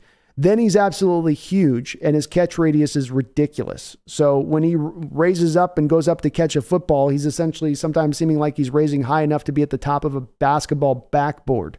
So incredible catch radius, great blocker, solid hands. And then he showed you at the combine that he's got the suddenness that you want from the position. He's got the burst that you would want from the position. So I think that he's a very complete player.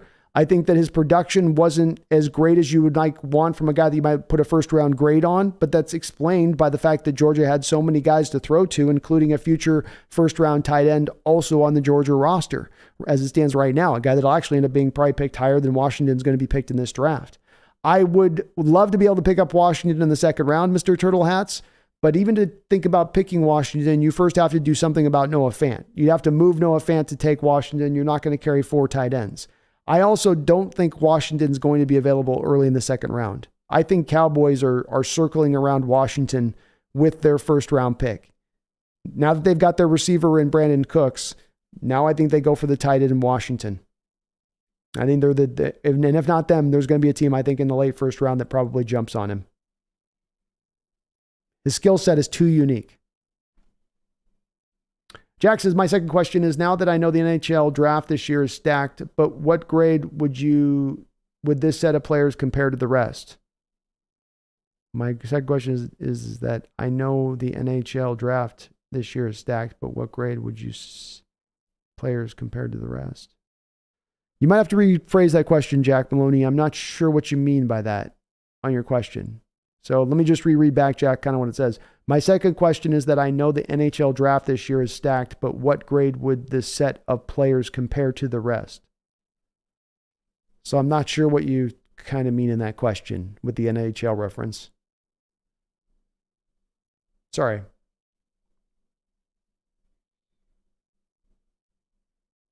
Megan says, TheSeahawksNest, why would Bobby be calling plays and not Gino? I thought that was the job of the quarterback.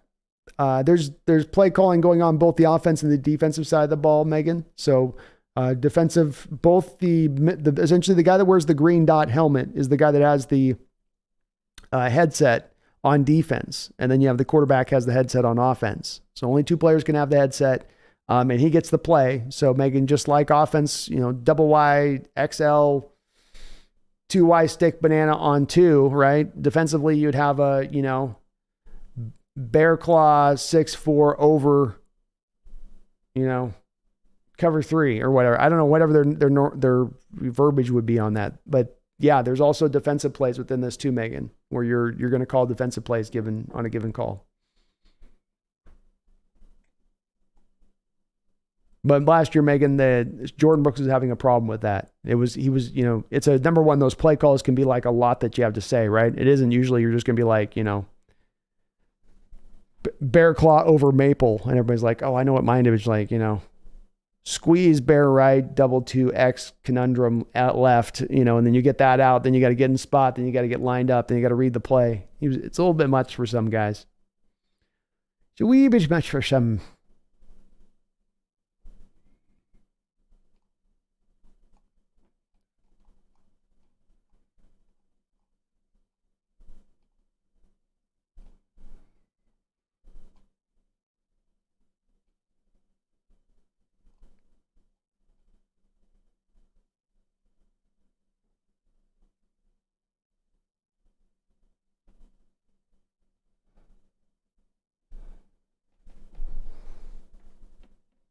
Ethan says, you see the Colts think they could trade down and get a quarterback they want. Seems odd. It does. It may be the possibility. I mean, to me, you've got a guy in, like, for instance, Levis, where he's going to be a guy that's in the eye of the beholder. He's going to have a share of folks that'll be out on him. He'll have a share of folks that'll be in on him. I mean, CJ Stroud and Young, to me, are the guys that have legitimized themselves as 1-2. It now becomes about who's going to be in love with the other two guys and how that shakes out. And we haven't yet heard, even though I've thought for a while the Colts seemed like a very natural fit for Levis, we haven't really heard a lot of clear connection between the Colts and Levis at this point. So they may not be, they may think we'll get him later. We can wait. Particular Hawks, is Pumpkin searching for snacks? She's searching for love. She's looking for love.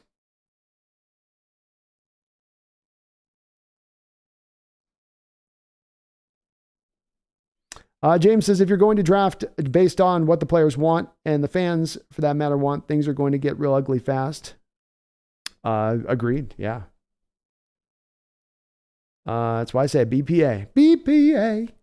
AI, imagine if Bush and Adams are back and healthy all year with Bobby and Jalen Carter owning the line of scrimmage. Could be a nasty bunch. Could be a... What's up, Scooby Snacks? Boss Productions, do you think we sign another defensive lineman or wide receiver? Probably go get a veteran wide receiver, Moss. Along the lines of what you've done recently with Marquise Goodwin or Philip Dorsett. I know he didn't work out here, but you'd look for kind of the low-cost guy that you can find a little bit of value as sort of a bit of an insurance policy on Eskridge or Derek Young, who you're hoping one of those two guys develops for you into next year.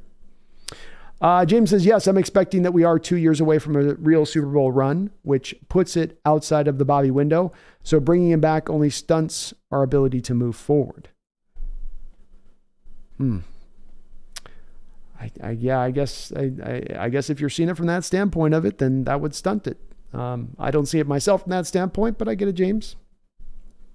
I think Carter tanked his pro day on purpose so he doesn't get drafted by Arizona. Who wants to go to Arizona? Nobody. Did you see those polls that they were doing from the players last year that got released that were talking about their facilities and stuff? Whew. It wasn't a good look for the Cards.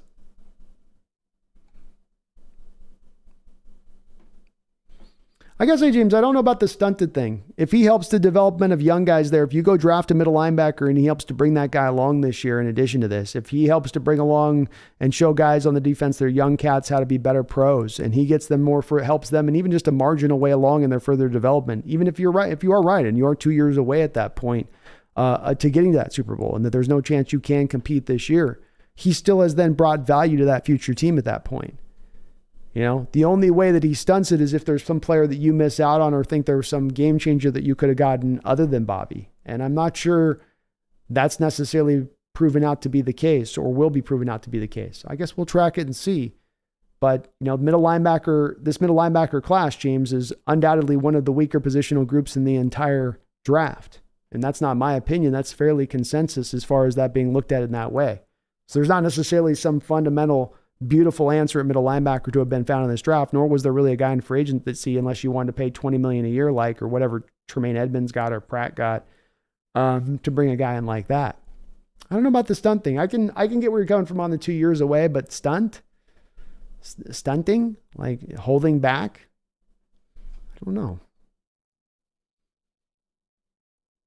Yeah, Copperwise, I agree, man. I don't quite get there on it.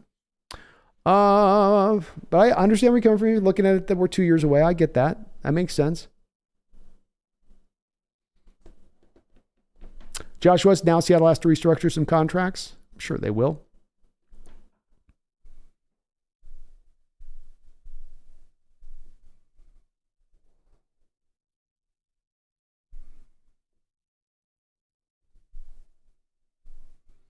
James says, if you want to hire Bobby to be a coach, make him a coach, but as a player, he will consume the playing time, and that's what almost all young players need most. Yeah, I mean, it comes down to that, there's this theoretical player that you're talking about, James, but it's not a reality player yet. There wasn't that player that was out there in free agency to go at. You probably, James, needed to get two middle linebackers here. I don't think that you really wanted to go out next year and rock with two middle linebackers that were both rookies next year. which is essential, or try to have Devin Bush out there, and the middle linebacker is probably going to be better than Devin Bush, but still not necessarily particularly well. And again, as I said, I know you're not a chance to respond to my recent comments to you on this because I'm behind in the chat, but I don't think that you wanted to have to draft, James, 2 middle linebackers in the first 4 rounds of this upcoming draft. I don't think that would have been a successful draft. That would have been now you leaning into having to reach for need in the draft, which I think you would admit would also not be a successful approach to going at the draft. This doesn't preclude you from still going out there and taking a middle linebacker now. What it does is it provides you a lot of confidence that if they do take the middle linebacker, they're taking that guy because of BPA, because he's the best guy on their board, not because they're reaching for need, which if you're talking about passing on Bobby now, James, we're led a little bit more into that path of doing that. And what's been proven in the past when Seahawks drafts have gone wrong is when you reach for need, that's when it does go wrong. So this proverbial player that exists that's having his potential stunted that you're talking about, I don't really see it, man. I don't really see it. I can get, again, I understand what you're saying about, well, I look at him as being 2 years away, but your middle linebacker core is weak as hell right now.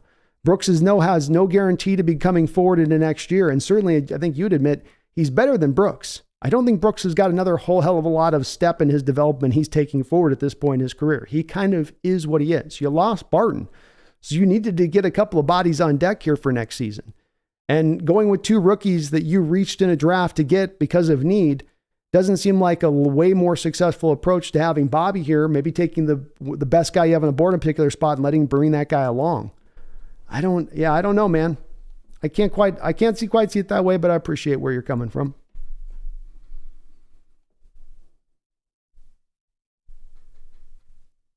$360 bets if we draft Jalen and Max. 360 bets going hard. He says if we draft Jalen Carter and Mazi Smith, is our defense next year a top 10 defense? Boy, both Mazi Smith and Jalen Carter on the same defensive line.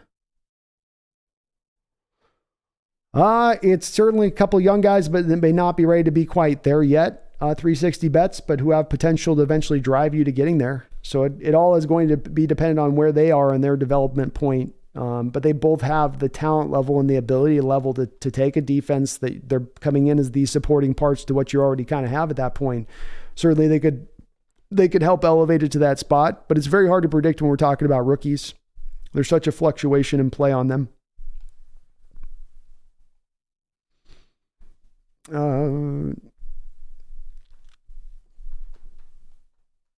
Adrian X, thank you for the $2 donation. Says that was a horrible rebuilt year, laughing my ass off.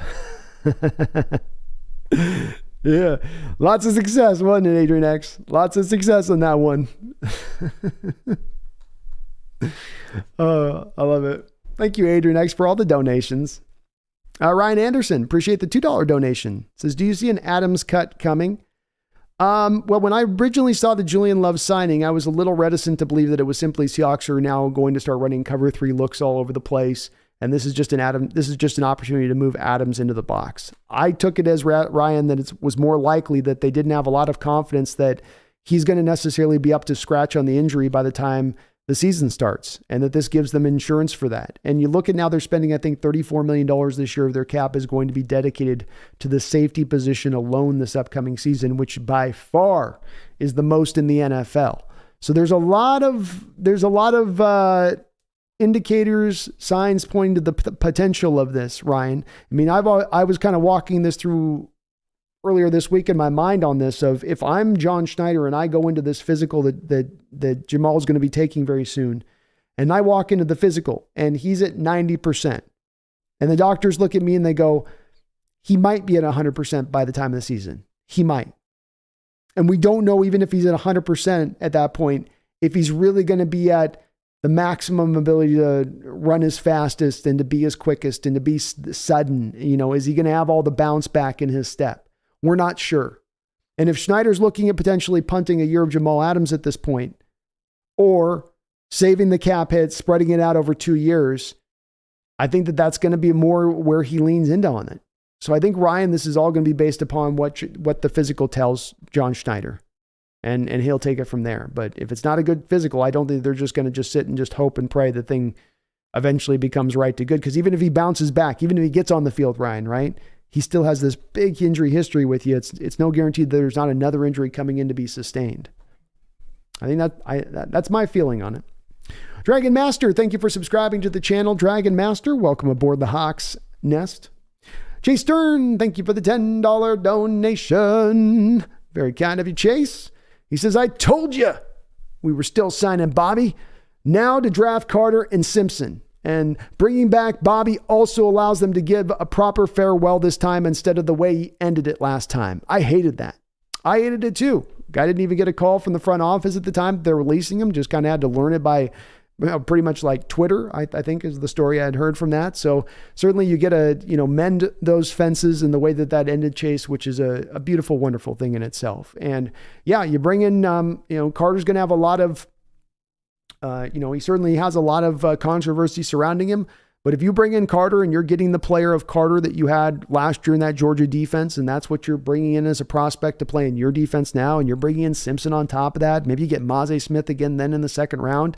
I mean, the front seven now has been mightily improved at that point. Mightily improved from where it was the prior year at that point. And that's going to be a front seven that can make some noise even going into next season. Maybe not yet ready to be able to be at its top end, but I think it can make a little bit of noise then at that point. So, but yeah, proper farewell will be nice. They'll be able to send him off in the right way at this point, Chase. I agree. And you did call it, man. So props to you. You kept the faith, brother. You kept the faith and it paid off. So beautiful to see, bro. Thank you for the $10 dono. Results, Fitnesco. Thank you for subscribing, Results, to the Hawks Nest. I appreciate you for doing so. Adrian X with another $2 donation. Adrian, thank you for all the donos tonight on the channel. He says, F- on the Jamal trade. But why did we trade for him again? Well, and it's a part of that I track for this given offseason, Adrian X. And what happened here is you had about a 3-year run period as you led up to the Jamal Adams trade of this weird situation playing out. You were a 4-3 defense, but you were a defense that was built upon Carroll still running the pure cover 3 stuff. And, you're going to run your front 4 and they'll run games, Adrian X, but they're not going to run any kind of real blitz packages. For those many years, if you take Carroll from 2011 through 2018, he was probably the least blitz-heavy coach, least blitz-heavy defense in the entire National Football League over that time period. So he just did not want to blitz. But what happened was that they kept going too light on their front 4.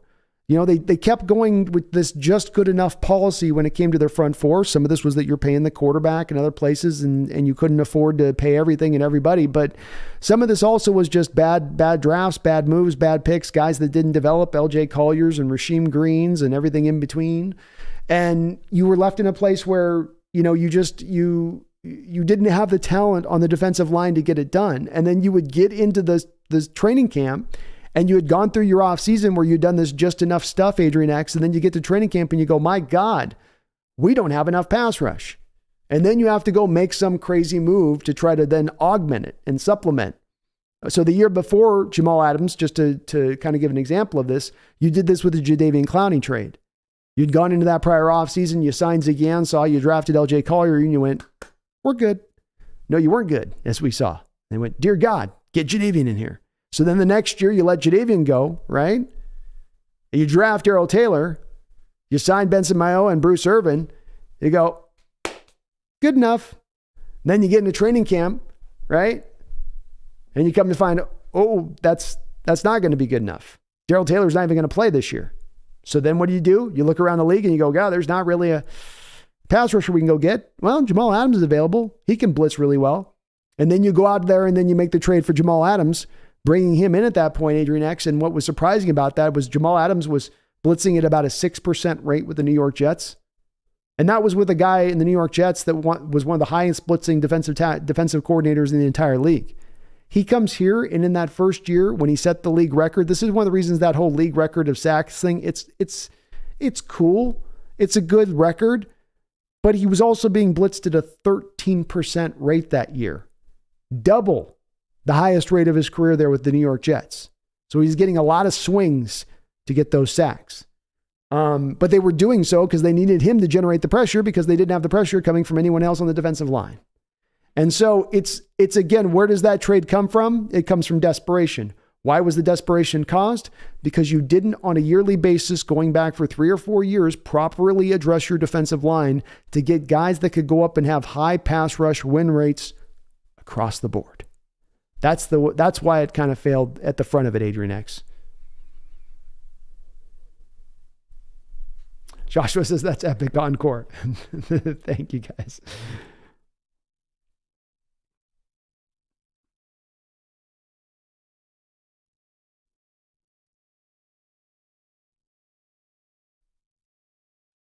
Mr. Turtle Hats, with the signing of Bwagz, do you still stand on your statement of have we really gotten better over the offseason? No, I think you've gotten better.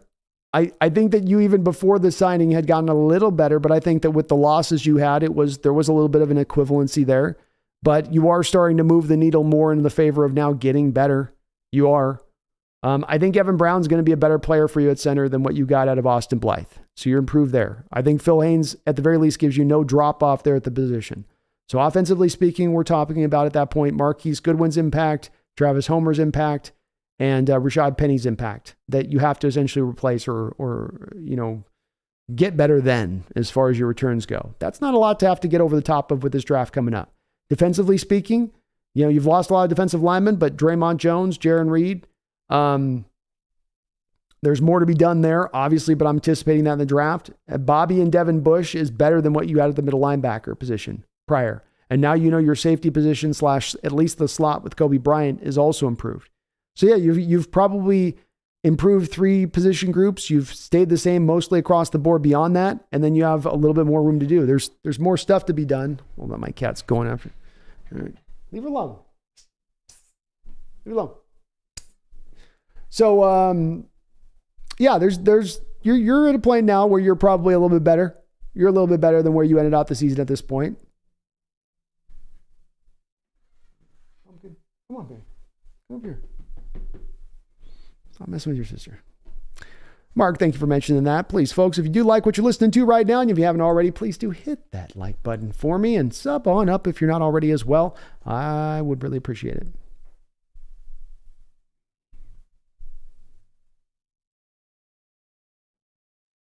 Copper-wise, should we consider Hooker in the second or third to sit behind Geno and learn for a year or two? I'd say third's a possibility here, but I wouldn't. I don't think second. I think second's a little early for me with Hooker. I think you can get a much better player, a much more necessary player at that point than Hooker, which would be kind of like a bonus pick almost if you took him in the second round to me. Hongwu says, seems like a good Bobby day. I'm off for the night. Have a good night, Hongwu Lee. Thank you. Appreciate you.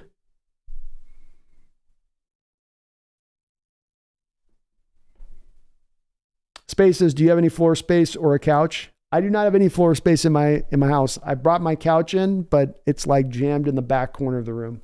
The whole room's based around my desk with all of my gear, all my kitted stuff. My kits.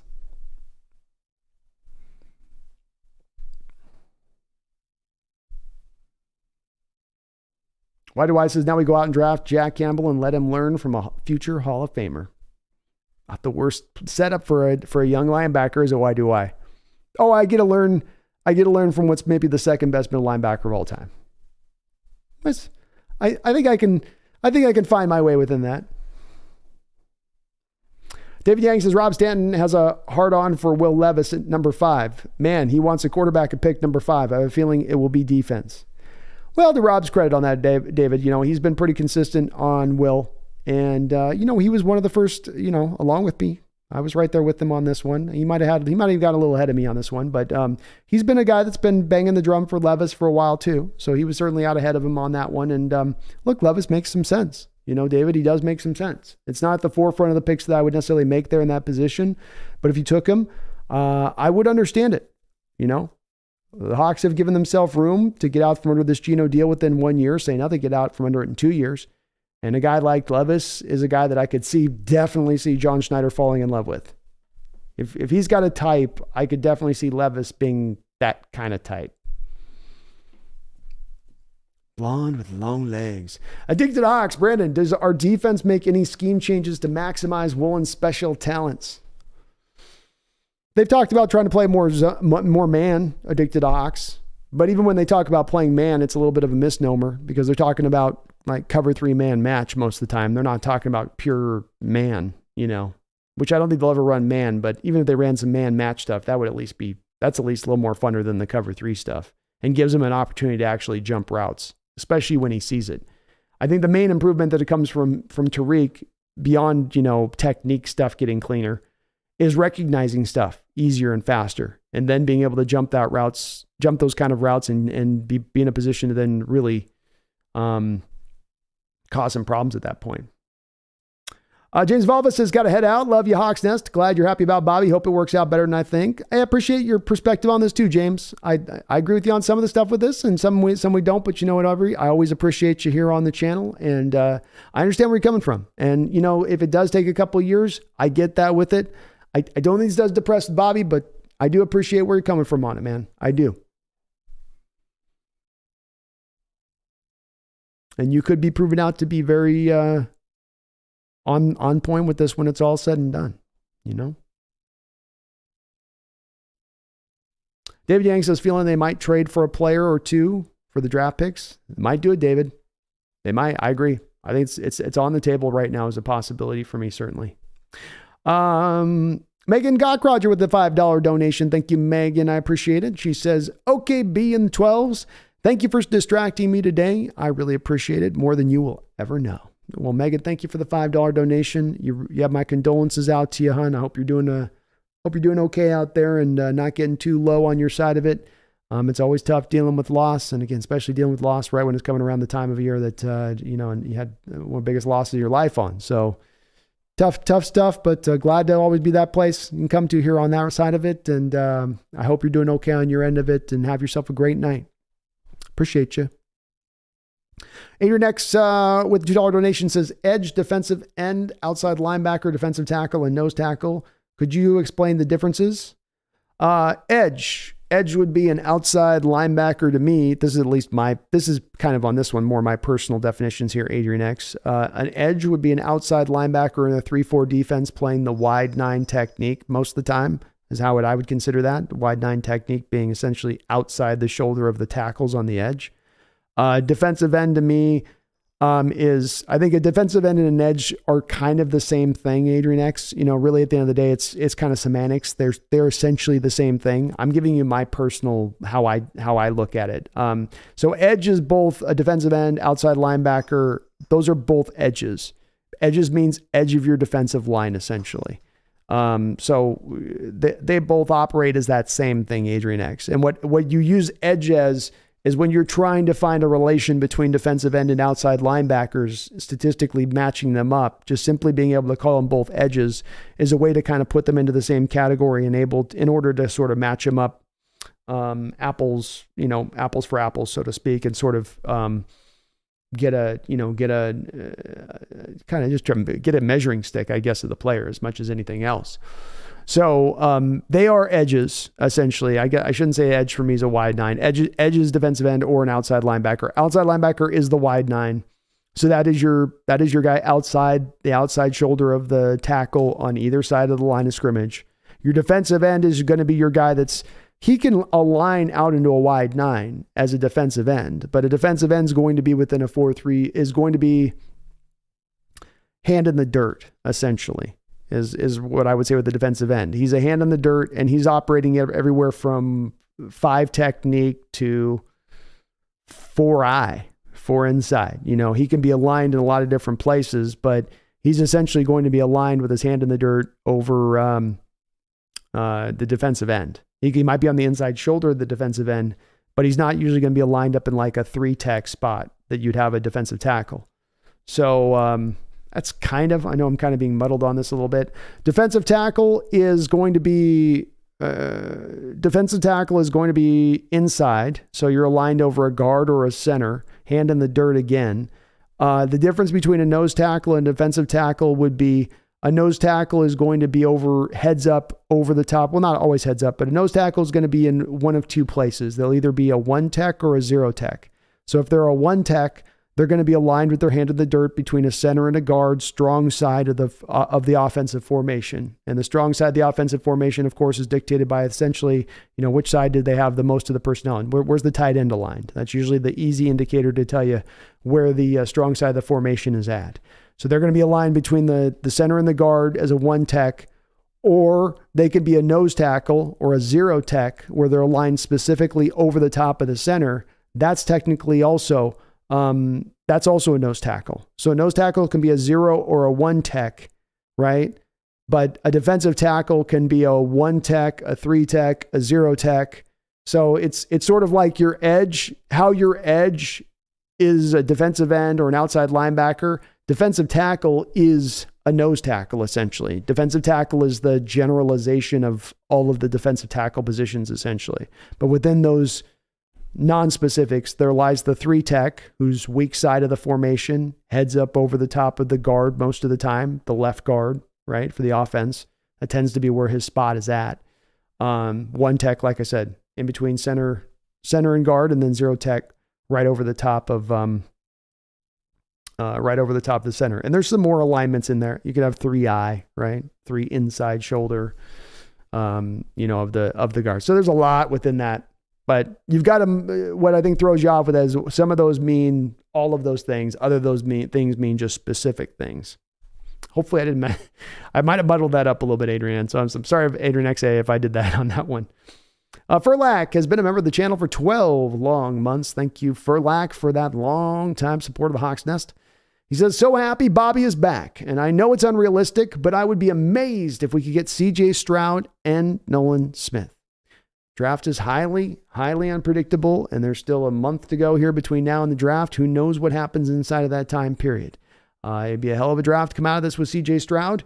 And with a guy like Nolan Smith, you're getting a very, very interesting player who coming to your team at that point, and a guy that you have no doubt is all about ball.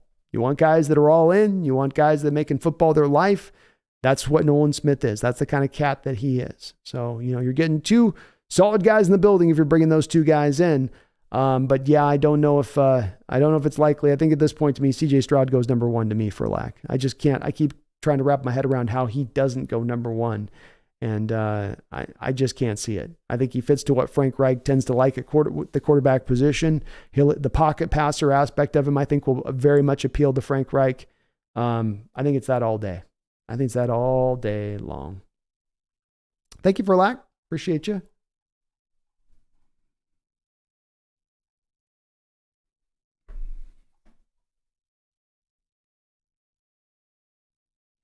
Megan, no, the Hawks, Bobby's deal is not a vet minimum deal. That's a 1-year, $7 million deal. Gemini Glass, how you doing, man? It's good to see you in the chat. News and analyst with Arturo says, well done signing Bobby Wagner again. Yeah, that's good signing. We're liking it.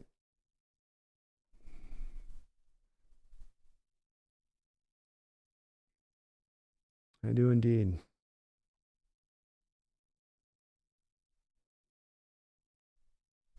Daya tells us Bobby will make Drew Sanders the best linebacker in the league. He might. Drew Sanders got a hell of a physical makeup that he's working with, and he's new to the position. He could use a mentor like Bobby to guide him through. Cliffick says, I think bringing Bobby gave us another playoff win at best. Having us go to the NFC Championship is questionable. All depends on the team process and draft. Agreed. It's about the totality of moves at the forefront here. And Gemini Glass, I hope Bobby retires as a Seahawk too.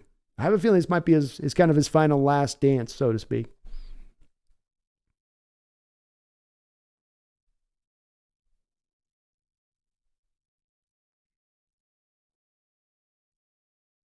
No Jamal news yet, Space. Nothing yet. The Valinez family, Seahawks were looking at the upcoming draft while signing Bobby Wagner. Best player available. 100%. That's why this Bobby signing to me makes me happy in a couple of different ways, Valenz, is that it's a signing that I think improves the position, but more further frees you up in this upcoming draft for BPA.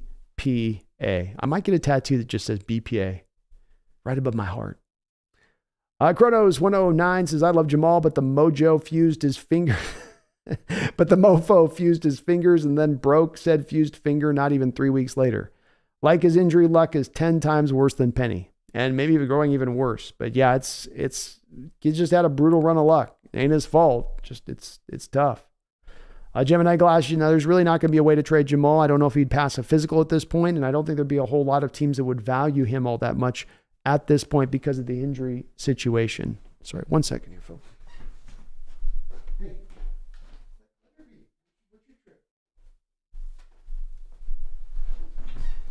Cat's getting a little feisty out there. Wilbert Knight, Felix Nduki Uzoma is better than Wilson. He might be. Kyle Robinson, does seems like Keely Ringo wants to be a Seahawk. What do you know of him? I know he was seemed pretty high, but has recently fallen on the prospect board. Just don't know if he's good, decent, or meh. I think he gives you a dog at the position first and foremost. So he certainly fits to a Seahawk cornerback model from that standpoint, right? They like their dogged cornerbacks. He is a really tightly just rocked up kind of cornerback, strong. A guy that coming into last season, like you said, was looked at as maybe a proverbial top 10 pick. And this last season, he struggled, and he's playing a lot of off-zone coverage, a lot of the same kind of coverages that we would ask him to play at here in Seattle as a cornerback. And he had some struggles, and especially at the end of the year, there were times that Ohio State game with Marvin Harrison, they really attacked this kid in that playoff game. And so he had a little bit of a dip last season. When you listen to Richard Sherman talk about Keely Ringo, he says that he feels like his issues are correctable. I'll listen to Richard Sherman when it comes to cornerbacks and whether or not there's stuff that could be fixed or not be fixed. So I like Keely Ringo quite a bit, Kyler Robinson. I think that he's a great tackler. He's very, I think, instinctive. He's going to play hard. Gives you a very complete corner in that aspect of things, but he does need to kind of fix some issues there a little bit. I also think, though, with him a little bit, Kyler, that I like is that I think he has also a little bit of a backup policy to him, where if he does not round out as a cornerback, I think he could eventually settle in as a free safety in this league and be an excellent, excellent free safety. So possible on a couple of those aspects. Start him at corner, maybe eventually move him to free safety. David Yang says, where can we trade Mazi Smith? Watching his YouTube highlights. Looks good. Second round Mazi? I've got him as a second round, David. Probably early second round at this point.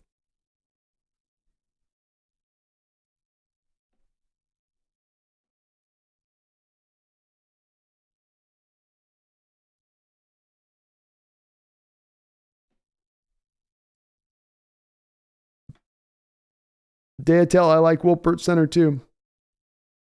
He's solid.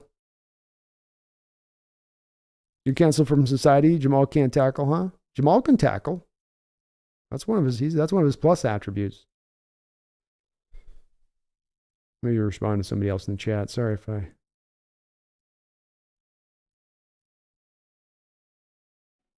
Cliffy says, in what round was Russell Wilson drafted in? Who knows how Hendon Hooker would turn out if we draft him and after Geno's contract is up. Russell was indeed taken in the third round as well. I think Hendon is the closest representation to a Russell Wilson-like player in this draft, if you were to take him, to your point. David Lowe, the Legion of Boom is back. Nice to have an older piece back with the new rebuilt team. It is indeed, David. Well said. Very well said. Jose Rodriguez, what's up, man? Good to see you in the house. Hope you're stoked too. Akshay, will Jack Campbell be available at 52? I think he might be available even with a second round pick. So yeah, I think he'd be available there. Mm-hmm.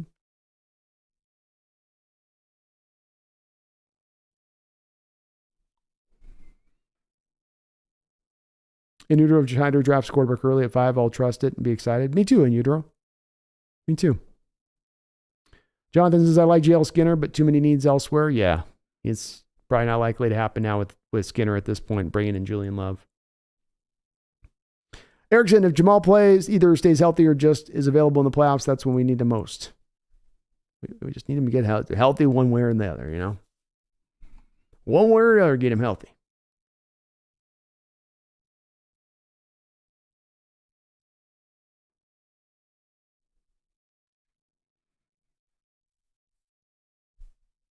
Why the thing I want Seattle to do that Pete has never done, draft a cornerback in the second. I freaking love Julius Brents. He's not getting out of the second. Maybe. Why do I? Maybe. There's some tape on him that's rough. I watched some games. It's not all clean tape with Julius Brents. He's had a tremendous post or pre-draft process, and he's looked good in the Senior Bowl, but the tape is not necessarily super clean with that guy. He might fall into third-ish range. Especially this draft. Why do I? Because it's so deep at corner. So many guys even up ahead of him. It'll be a little bit of a numbers game for him. John Magani, yeah. So Brandon, what range do you think Julius Brents goes? So I think more third round. Third round with maybe even a potential fourth round. But I will also admit, I may be a little bit more down on his tape and what I looked at and saw than other people. I found him to be very grabby. I found him to be very uncomfortable in zone. I just instincts didn't jump out to me a ton. He's physical from his physical skill set. He gives it to you, but I haven't been super impressed by him. But I think third round would be about right for him. I can't see second. There's too many other corners that are going to go up ahead of him, I think.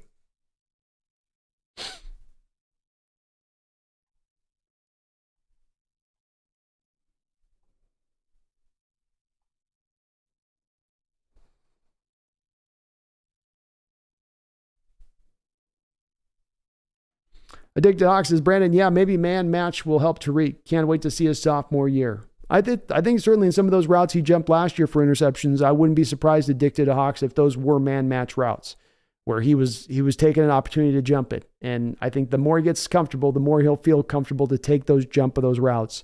And then that means more interceptions probably, But I'm sure he's already going to be working from an aspect of not being targeted too much next year as it is. Why do I says rumor has it that Captain Jack might be gone in the first round? Wow. That would be crazy. But I'll tell you, there's 3 middle linebackers in this draft that are legitimate. And then beyond those 3 middle linebackers, there's a lot of question marks. Even one of the 3 in Drew Sanders, there's some question with him, but he's got a fallback plan to him where he can at least be a marginal edge rusher for you as a fallback plan. But it's Drew Sanders, Dan Henley, and Jack Campbell. And just like we saw with day one of free agency, and all of the middle linebackers get signed in day one of free agency, despite the fact that it wasn't a tremendously deep middle linebacker free agent class, you got to get while the getting's good at that point. And that might cause there to be a little bit of a run on the middle linebacker position more than where they should be drafted, but then instead being drafted by teams for need.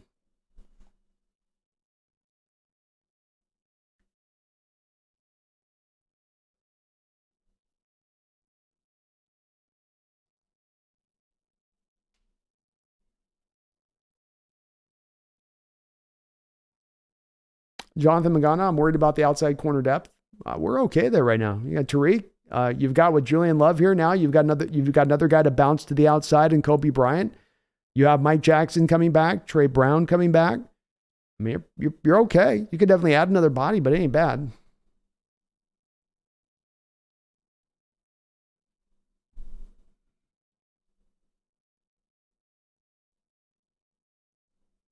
And Emmanuel Forbes is definitely small, why do I? But he also does take the ball away, which is something that some of these guys at the top end of the draft for the cornerback position don't necessarily do at the same kind of rate that he does. But 166 pounds is 166 pounds. He's light. Forbes is going to go in the second round. Forbes is going to go ahead of Julius Brents. I'll tell you that much. 166 pounds or not, he's going to go ahead of Julius Brents. Believe that. Believe that.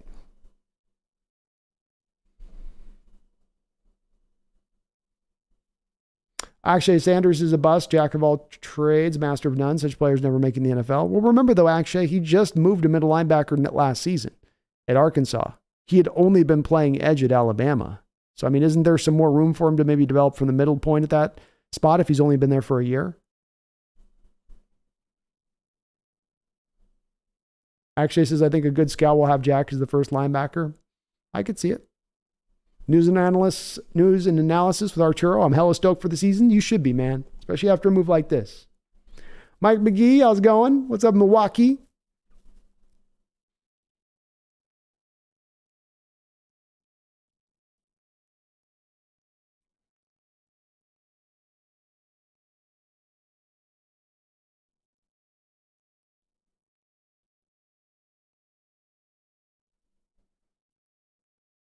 Clivic says, Richard Sherman's a smart guy in his podcast show. Interesting podcast, I'd say. It is interesting.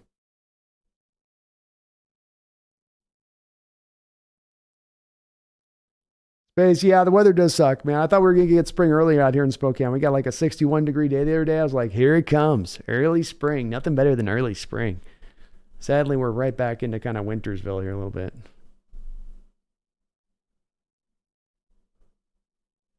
Actually, the only two players whom I think we should be all over is Darnell Washington and Jack Campbell. I think everyone else will be good, but I think those two are going to be there in the league for a while. I like me some Washington, that's for sure. I loves me some Washington. All praise Quandre. Yeah, shout out to Quandre Diggs, Erling era. Thank you for mentioning that. Shout out to Quandre. Putting the hard sell to Bobby, and I love to see it. We needed it. Quandre might have pushed this one past the victory line a little bit on this.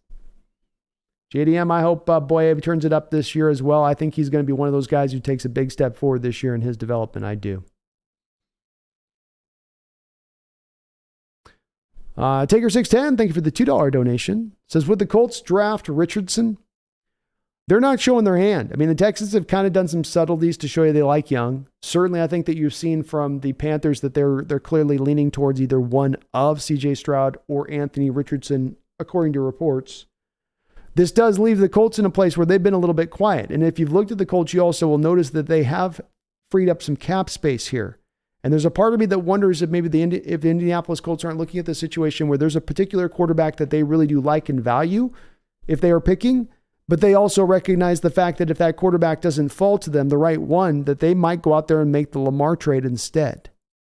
I don't know if that is what they're going to look to do, but there's been a part of me on that I think that's why this is so foggy as far as the Colts are concerned, why you haven't heard them so maybe thoroughly connected with one of the quarterbacks over another. And because they've freed up the cap as they have in the degree they have, that they are saying, hey, we're gonna maybe wait to play this out a little bit. We got to see what these first other two teams do, or maybe we got one or two particular quarterbacks we really like, and if they're gone, we got to go a different direction. So it's a little bit harder to say on that, Taker. They haven't shown me where their interest lies on this one. And they've created that opening on the other end for maybe a Lamar trade, maybe still. Hard to see Lamar in Indianapolis, but there hasn't been a lot of teams jumping for him. So, Peter Go Hawks, thank you for the $2 donation. Says, are you going to do a live 7-round mock draft soon? Yep, we definitely will be. I wanted to do one once we got through fully the post-June 1st period. So the plan for me on this one, Peter Go Hawks, is I was going to probably tomorrow we're going to do a stream. I was going to do more of a 2-round full NFL mock, right? Maybe we'll do because I just did the 7th round mock prior to the free agent period, but maybe I'll do one of the two tomorrow, probably, Peter. So we'll do either the 2-round full NFL mock, walking through kind of here's what I'm looking at, guys.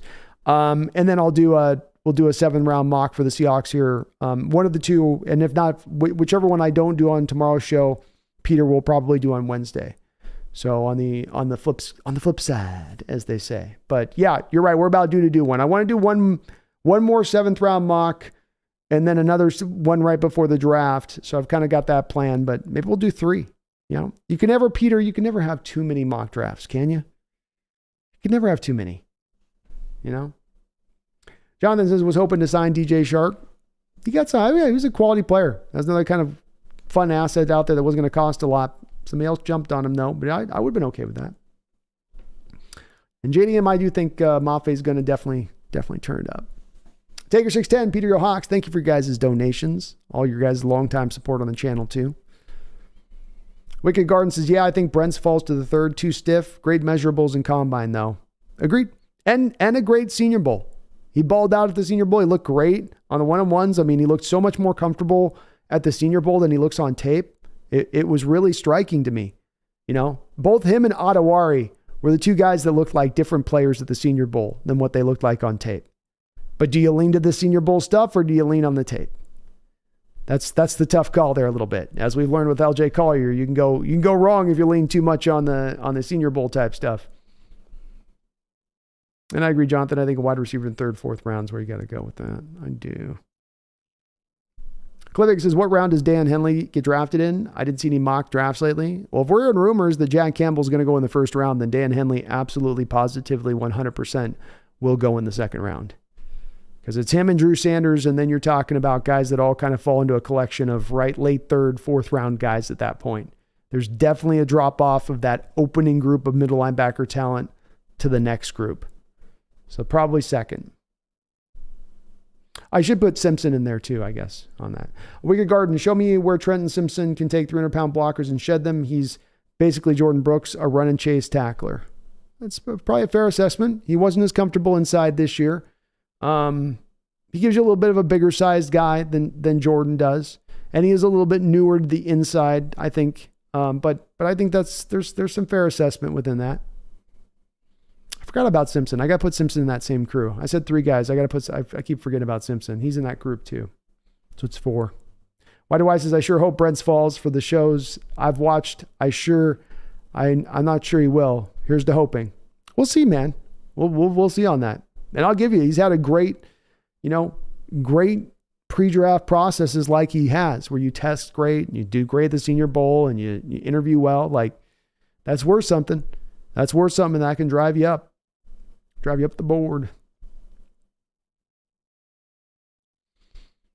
To think we could have had Warren Sapp, Cortez Kennedy, and Michael Sinclair on the same D-line. I understand people have been worried with Carter and McDowell comps, but Sapp is why I can't pass on him. Yeah, I get it, man. I've been fighting this battle long and hard in here on Carter. So, it's been a place I've been at for a very long period of time with him on. And, I'm still in that camp as well, though I do still fall in line saying I do trust Schneider. And if Schneider does determine he wants to pass, I will believe that he came to that process from an intelligent standpoint and not simply just because the Malik McDowell situation happened, that it will go beyond that. So Tiger Brandon, I want us to take Gibbs now. He could be our Debo. Did you look at Yasir Abdullah? I did look at Yasir Abdullah. Let me get my notes on him though. Some of these guys I can remember off the top of my head. The other guys, I got to take a look at my notes to see what I did. First off, you're on point with the Jahmyr Gibbs, with the Jahmyr Gibbs Debo thing. He's not Debo. It's weird in that he's more of a pure running back than Debo, but I almost wonder if Debo runs stronger than Gibbs. But he's a receiver and a running back both. He gives you the both there, Tiger. It's both. It's not one or the other. And that's all. Having that Debo Samuel kind of player, teams are looking for this guy. Teams are, desperately seeking it out, and it's not easy to find. Here's a guy that fits that mark. It's not a comparison you make that's just kind of empty. I think he's probably given up 10, 15, 20 pounds to what Debo runs out there with, but he's maybe he's faster than Debo is. I love him, Snow Tiger. Yasir Abdullah, rugged, explosive, versatile. I've got his patented move is just pure dip and bend, which who doesn't like having that off the edge? That's one of the best, along with first step quickness. I always point to that as being one of the forefront skills that you want out of an edge pass rusher. So having those right there for the forefront, great. He's got loose hips and twitch that helps him with the bend and dip around the arc in a flash. He's a capable zone drop defender with a couple of interceptions this past year, and another where he rallied to a receiver and ripped the ball out. So good high effort as far as on that as well. He plays bigger than his size. So he's only listed at 6. So he is 6'1", 237. He is an undersized cap, but he plays bigger than that, I would say. Run defense is up and down. Some of that's going to be the size issues at 6'1", 237. He will sometimes get pinned out of the play and be outmatched, but it's just a size issue standpoint a little bit. Sometimes he can swing around the block and make a play. Other times he'll still set the edge without trouble. But it is a mixed bag. He does a good job of bouncing. He does a good job of bouncing back to help on out inside runs over the A gap. Overall, a good hustler. If he's 6'3", I think he's probably a first round pick, no doubt. There aren't many 6'1" guys winning from the edge in the NFL. So he's a tough player assessment wise here, Snow Tiger. Because on the one hand, you really like his tape. He has the forefront skills you want from edge rushers. 6'1", you worry about that at 237. Very, very undersized. But he does bring 32 3/8 inch arms, so he's got a little bit of arm length to him. He doesn't have long arms, but he's not at 31.5 or something where it'd be a complete death knell for him. Still, I've got him more dipping down in this draft. 4th, 5th round range, I think, is really where you've got to look at, because it's hard to predict a guy at 6'1" is going to be able to operate off the edge like that. But fun player, some really good skills in his bag.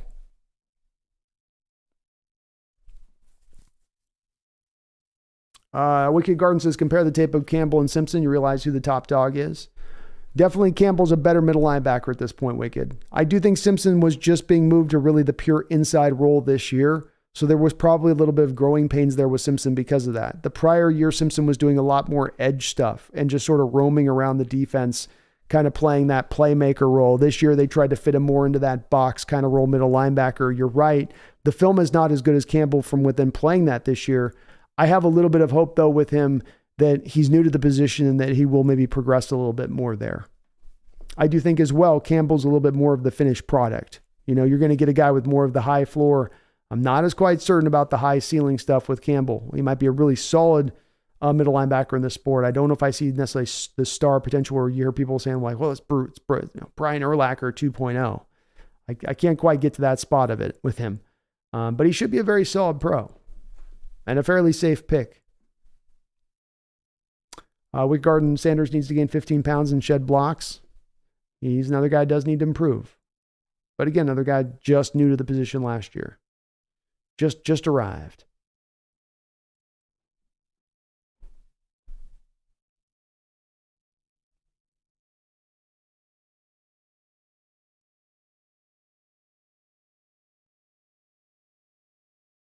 The Diggs Docs, Brandon, good comment about Diggs and Wagner, but now who will Diggs wave the ball to when he picks off the Rams quarterback this year? Well, he'll be waving to Bobby, but Bobby will be running aside him as Bobby's about to waylay a guy on a block. So you still get the waving. It's just Bobby's wearing the same uniform now.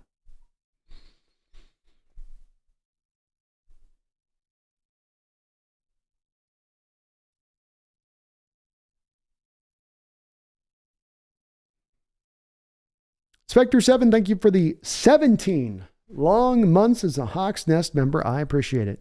Says Bobby back and opening day inching closer. Hype. Hey, get hyped up. And I will be live streaming opening day of the Mariners season.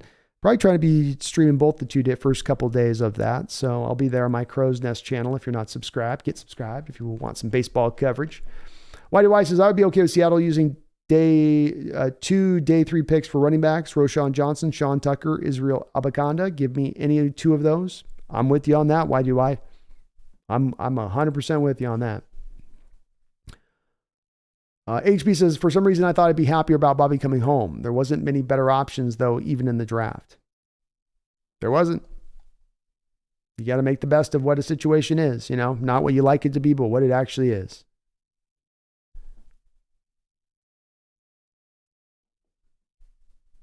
Addicted Hawks is speaking of mock drafts. PFF changed their website. Have to buy a subscription to do a 7-round mocks now. Jeez, that's stupid on their part.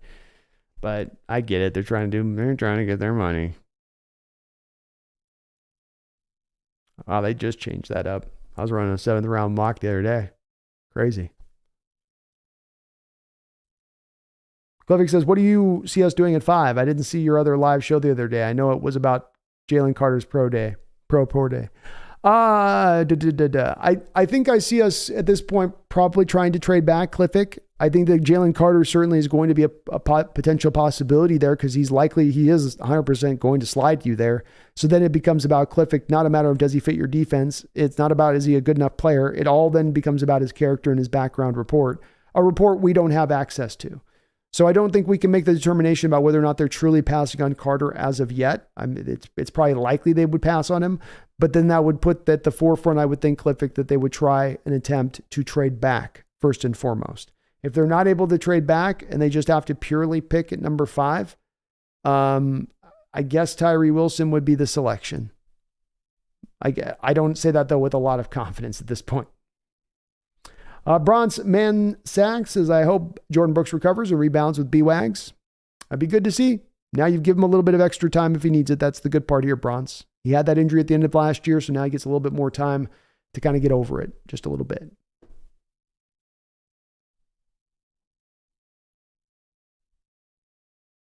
Space, I saw a video of Carter getting pulled over. The cop knew him. He did.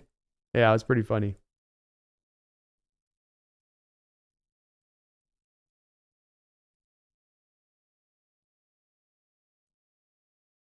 Dayatel, can't say Flowers do the Debo thing too? No, he's not built like that. I mean, he can run the fly sweep stuff, the bubble screen stuff, and he's very sudden, and quick, but he's not going to be the guy that could, I think run a high volume amount of carries out of that. You'd have to sprinkle it in with him, I think, as much as anything else. He's a very slight guy at 5'9". What was Flowers in at the pro day? I don't think he was at the combine, was he? Oh yeah, he was 5'9", 182. So I guess technically, he's like 7 pounds lighter than Jahmyr Gibbs. But Gibbs is just a natural running back who's kind of learned receiver skill. Flowers doesn't really run like a running back with the ball in his hands. But maybe, I might be wrong on that. Why do I says if Seattle drafts Carter, that means they think he would be a fit? If so, I would do the Snoopy dance. They pass on them to the next option. I'm good with that too. That's exactly where I stand with it as well, man. Staniel says, good week to be a Seattle sports fan. Is indeed. This is a good kickoff is what this is. A good start.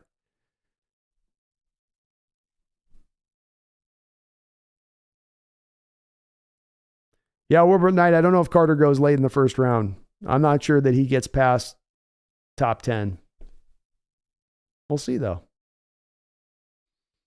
We will see. It'll be interesting to see how that plays out in the draft.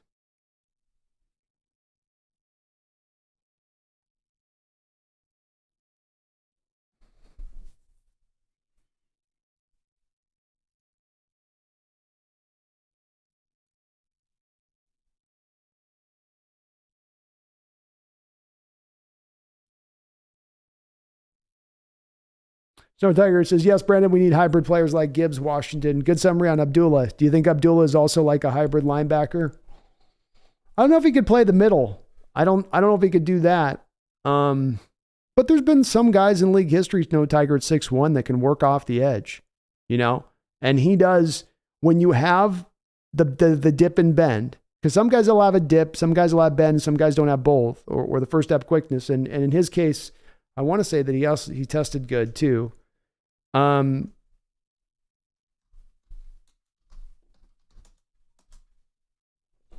Yeah, so a 1.56 10-yard split, almost a 37-inch vert, 130-inch broad jump. So he's explosive to go with the dip and the bend.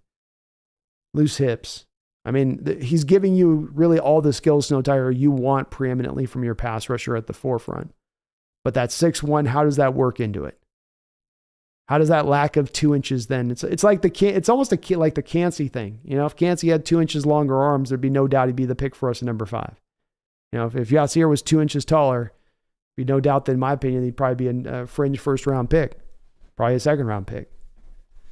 It's hard. It's a hard determination to make on that, man. Snow. It's tough because they are kind of tweener players a little bit there.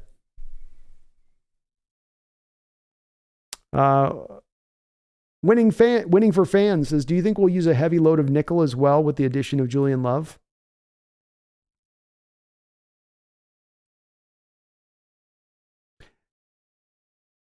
I would think you'd be leaning to use it more than you used last year, but some of this could be the 3 safety look too, winning for fans, right? Where you're looking to move. You'll have Jamal out there, maybe down by the line of scrimmage. And then you have Julian Love as the strong safety deep in a cover 2 high look. Or at times you have Jamal as the safety, and then you move Julian Love to be your slot. Or Jamal to come down as your middle linebacker and nickel, and Julian Love as your strong safety, and then Kobe as your slot. I think winning for fans, there's a lot of little iterations they can do with Julian Love because he can play so many different positions. And then with Jamal, you have some different iterations with him because he can play some safety stuff, but you also want to try to get him around the box in a variety of different places that could include linebacker. I don't think the team has showed us a lot about what their hand indicates on this because the outside chance also remains that they could be looking to potentially move on from Jamal here. We'll get a clearer view of this once we get past Jamal's physical as to what's happening. But that's kind of my read on it. I think they're going to use you're going to do a variety of more different things essentially with your coverage and your looks in coverage. A little less predictable, I think, is the best part. In utero, Brandon, who are the cornerbacks you're highest of in this draft?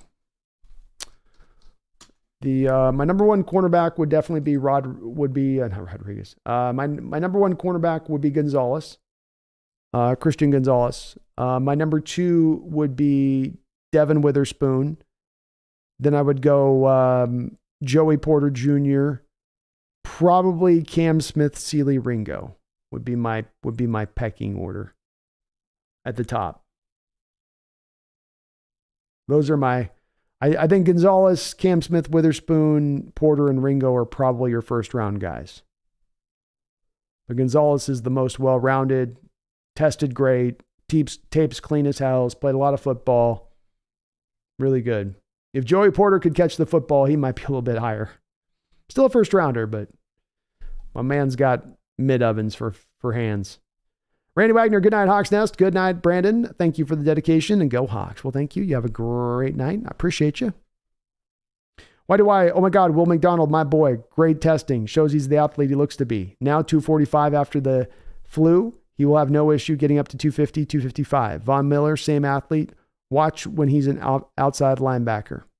He's definitely a guy that I've thought for a very long period of time. Feels very Seahawky. And feels very much like a player that John Schneider would gravitate towards. Just feels like his kind of guy. And he tested great. You're right. And he's got them long arms, 34-inch long arms. It's kind of crazy. It's like, damn.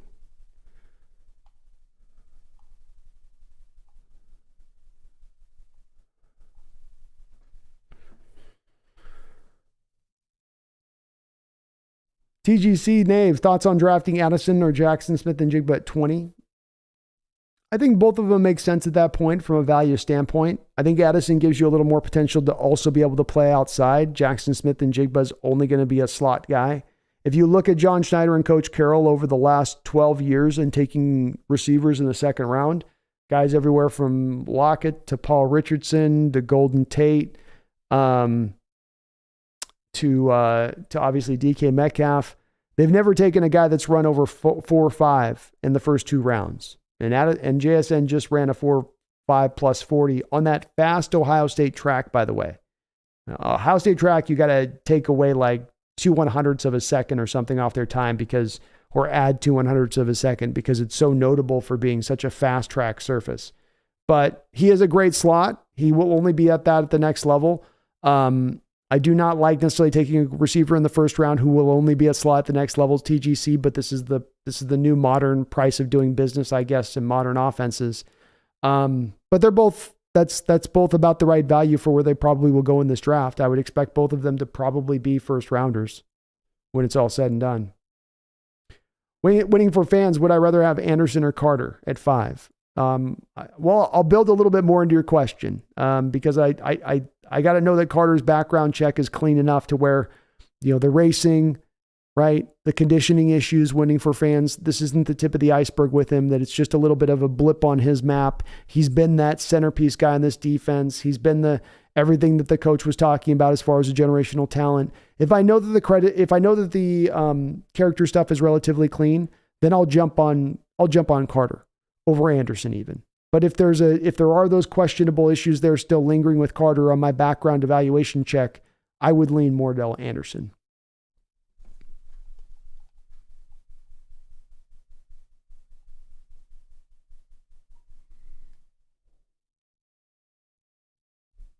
Emmanuel Mendahane caught the stream live. What's up, Emmanuel?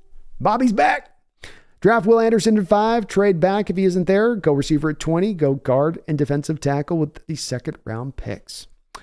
Love it, bro. I don't know if you're going to go guard. Guard might not, maybe Steve Avila, I guess, will be there. Maybe Osiris Torrance, maybe will be there. We'll see. There's not a lot of guards in this draft. Boy, is it thin.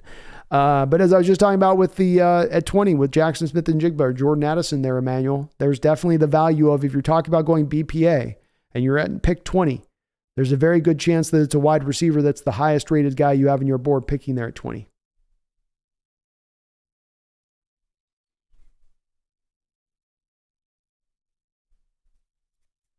I can wicked guard and I get you the 10-yard split on McDonald. I got it right here. No, I don't. Dang it. Thought I had it. You didn't run at the combine. That's right. Robert Coppersmith, Wagner and Brooks would make for a great linebacker duo in the middle. And then you do have, still Devin Bush there too, Robert, to that point to kind of push, if Brooks ain't ready to go. David Yang says, I'm a USC alumni and watched some of Addison. Addison is overrated. A big Addison guy. Clipping says, no worries, mock drafts are addicting when it comes to your team being in the top 5 of first-round picks. I didn't see any recent mock drafts, though, because of work. They do get addicting. They're fun. I can get lost for hours in mock draftville with running different iterations. Oh, the Zags lost tonight. That sucks. God. One of these years. Addicted Ox, dip and bend, good. Dip and chips, even better. Bad joke. 5-yard penalty, repeat, first down. Oh, Lordy. Clifford says there were about 8 Seahawks scouts at the Ohio State Pro Day. Perhaps sure it was all about JSN for us, though. Pretty sure it was all about JSN for us, though. JSN at 20 is questionable. Yeah. I don't know who else there's a couple of guys there in Ohio State, but that might have been one of the guys they're most likely looking at. I could see that. I could see it.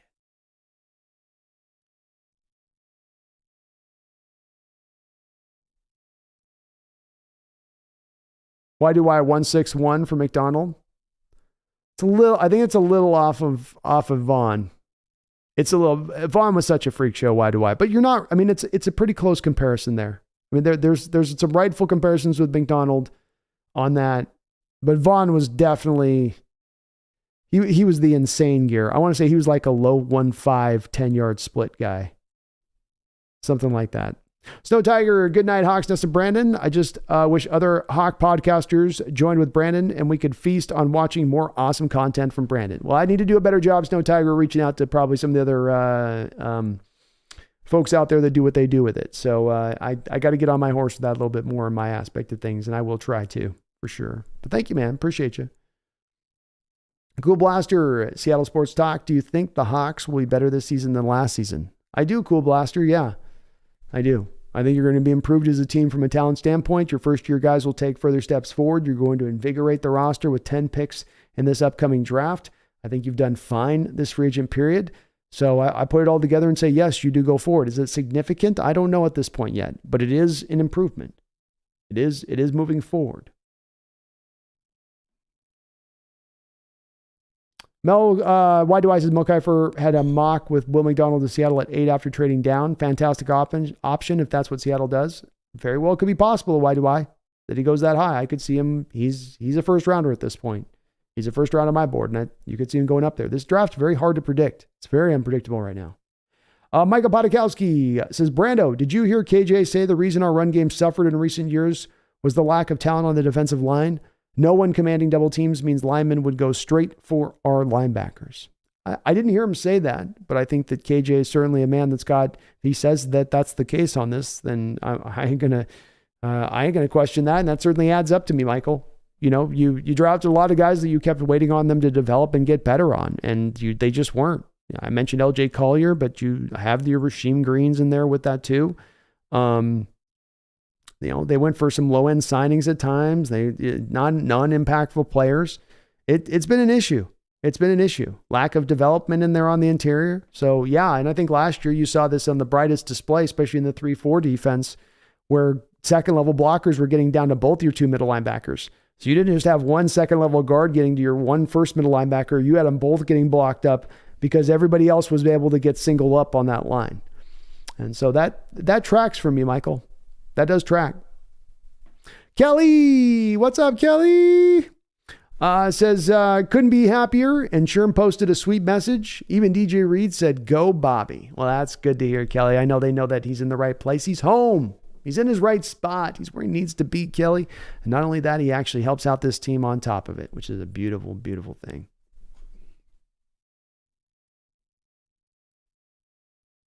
Dea tells us no Deontay Banks. I got Banks in my second round. I got both him and his teammate Jacorian Bennett in the second. I think I like Jacorian a little bit better, but they're neck and neck. He's a good player too, though, Day. Not quite the first round city for me. Dea tells us I don't see it with Maze. Looks stiff and slow.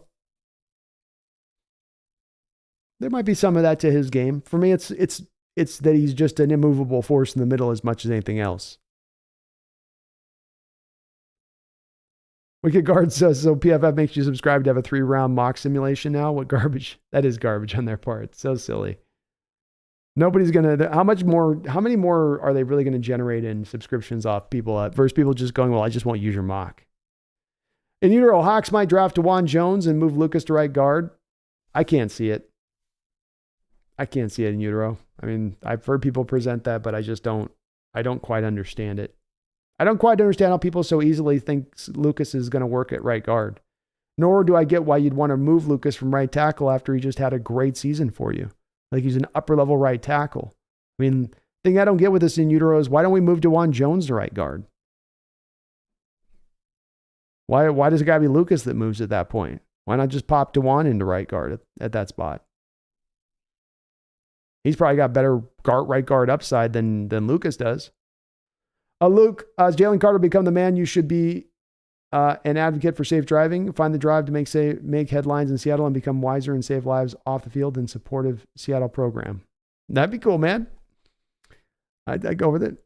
Samuel Cochran says, Will McDonald will also be 24. Enough of the older guys. Rather go young if we go edge rusher, and there's plenty. Adewari, Tyree, Van Ness, Nolan, Adewuki Azuma, Ojolari, Derek Hall, and Isaiah McGuire. Tons. Great thoughts on this, Samuel. I'd echo that same thing with it. I mean, if we're talking about going 8th overall, I could see feasibly how Seattle could fall in love with McDonald and get connected with him, Samuel, because they fall in love with guys. But if you're talking about one of the guys you mentioned there, like a Nolan Smith or even a Van Ness, those are guys that to me are just more likely to be the guys you pick there. Whereas with McDonald, I see him more as a first round pick.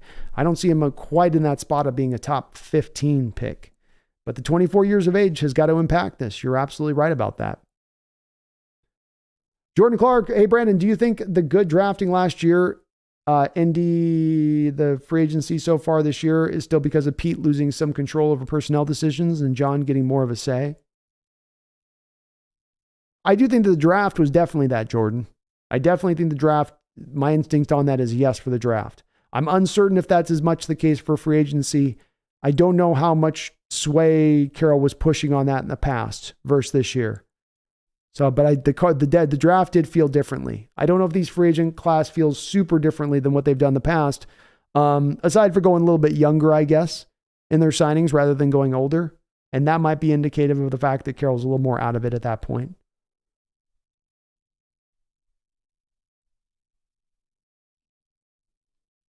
And Utero says, Hawks love DeJuan Jones and are bringing him in for one of their 30 private visits. I can see him liking him. I just don't get the Lucas thing to guard, man. I can't. He's 6'7". He's not a natural bender. He's going to lose in the leverage war every time at guard. He's also not a really powerful guy. And if you're going to move a guy into guard, you want at least the power in there at that point if they're losing the leverage every time. So I don't see with the Lucas thing how he's a fit at guard. I don't. I love DeJuan Jones. Don't get me wrong. DeJuan's great. Best right tackle in this draft. But, you know, very much in a way, you could be moving Lucas into right guard, and now you're getting substandard right guard play to kick your right tackle who played great for you last year. So you could take DeJuan Jones, who gives you basically about the equivalency of what you got from Lucas out at right tackle last year. Yeah, you kind of go, what? Yeah. Doesn't quite get me there as far as I just can't quite. I've heard it, like, you're not alone. I have heard it in a couple places. I just don't get it in utero. But if they were to move DeJuan to guard, that might make a little more sense. JL says Quentin Johnson gives me Larry Fitzgerald vibes. I don't know if he's got those hands though. Yeah, he doesn't have the Fitzgerald hands at all. That's the part that's missing there, JL. But I could see a little bit maybe the way they move, you know. Cool Blaster, how about if we trade back and maybe pick up Witherspoon or Christian Gonzalez, and maybe at 20 JSN or Addison? This may take on our draft. That's my take on this draft. I think that'd be a reasonable way of going with it. The value's there for both of those players and where you're picking them at, man. Cool Blaster, you know, and those are likely, I think, to be the players, if you trade back, that are available to you. So, you know, what I like about that is that if you do trade back, you're picking up extra ammunition, and both of those players that you pick there on the either or situation, you're going for best player available, which I love. So, you know, you do that as a general strategy. I'm always going to be in favor of that, regardless of kind of the players you're picking at that point. I just like it as a general strategy, and usually will be pretty supportive of it. Like it. Yigzox, Brandon, where do you keep your horse? Doesn't it make Pumpkin nervous? No, I keep him in the stable. Keep him in the stable. Michael Ponikowski at the Hawks Nest. do you have any projected high pick players that come to mind that didn't have great pro days or combines that had great careers in the NFL? Orlando Brown comes to mind. Ooh, wow, what a great question on that part of things. Great careers in the NFL with bad pro days or bad combines.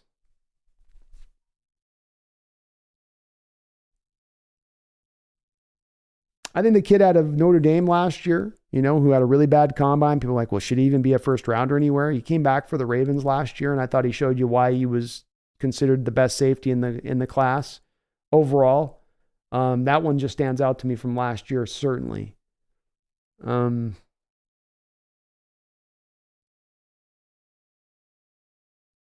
would be a tester? I'm completely blanking right now, Michael, and I don't know why. I'd usually have a good couple of suggestions to give you on this.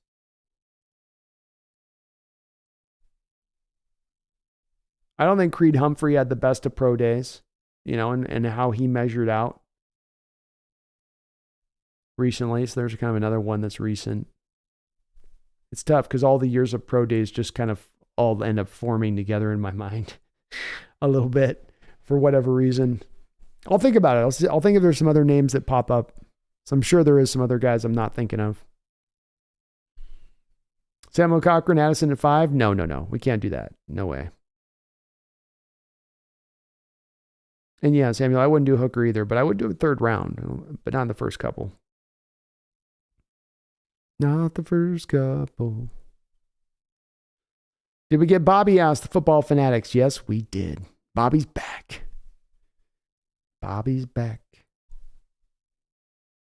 Takes it Oxwell. McDonald's a great football player, but old McDonald's the better farmer. I think that's unquestionable. Unquestionable. King Bomber wants himself some Simpson. I like it, man. I like it. Camden McLaren, trade for Zach Martin. I'd be open to doing it. I don't know if the Cowboys want to let him go, though, Camden. I think they're trying to make a run of this next year. Michael Bonikowski says, yeah, Luka's too tall for guard. Yeah, I can't see it, Michael. If you're going to have a guy in there at 6'7" at the guard position, and there are some guys that have been able to work at 6'7" as a guard, but then they better be incredibly powerful. So think DJ Fluker, right?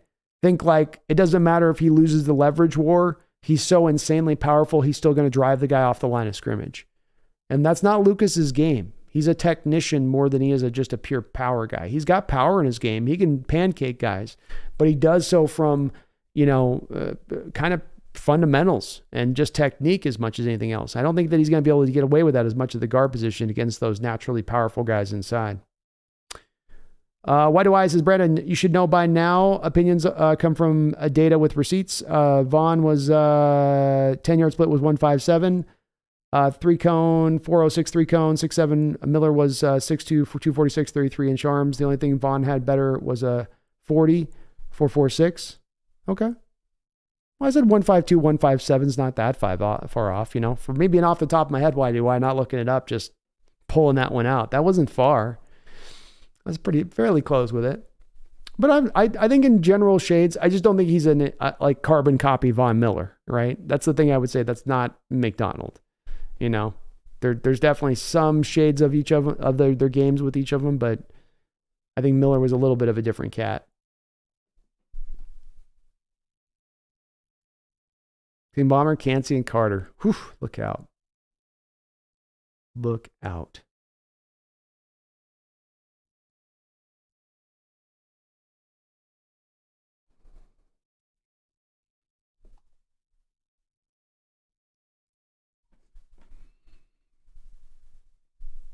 Michael says, it's all good, Brandon. Just wanted to make a point in not writing off some guys for bad pro days, but good college tape.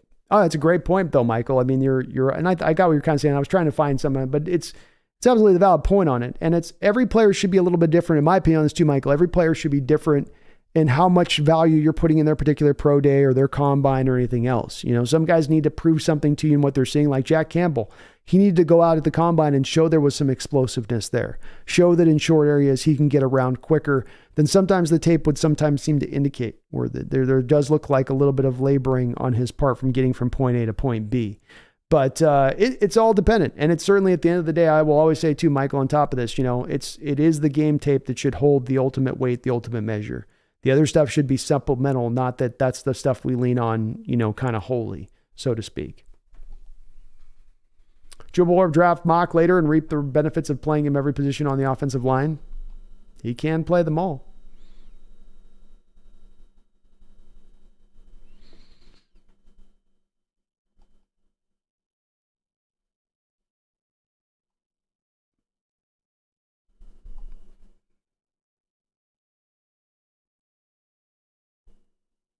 Samuel says, all right, but Hooker doesn't make sense for our team. That's what I'm trying to say. Major knee injury is a serious concern, as his age. Also, he didn't play in a pro-style offense. He didn't play in a pro-style offense, but he did make NFL-level throws in that offense, Samuel, so it's not the same as some of these kitschy college offenses that are all about peppering the ball around in 4 and 5 yard routes and bubble screens. He had to push the ball up the field, push it up with velocity, and push it up with the ball up the field with accuracy. So you're right. He didn't play necessarily a purely pro-style offense, that's for sure. There also is a lot of college quarterbacks playing a pro-style offense out there. I wouldn't say C.J. Stroud or Bryce Young, for instance, are playing a pro-style offense either.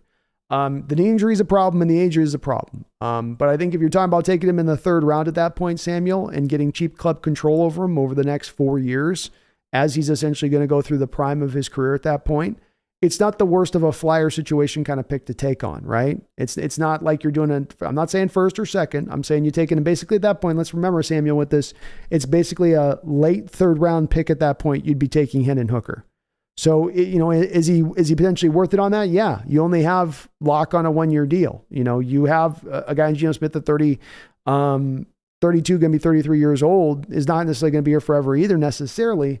So, having another option there for looking to the future on, that's not the worst way to go. And you're not looking at him as being the guy to run your offense or he'll be the next man, but you're just stocking up the position a little bit, right? Make it a little bit stronger. I mean, maybe God forbid, even down the line, you have him developed in a way where you can spin him as an asset, at that point. George Harmon says, hey, B, when is John and Pete going to tune in for the B&B for great advice? Well, I hope they're already tuning in, my man. I hope they're already watching. I hope so already.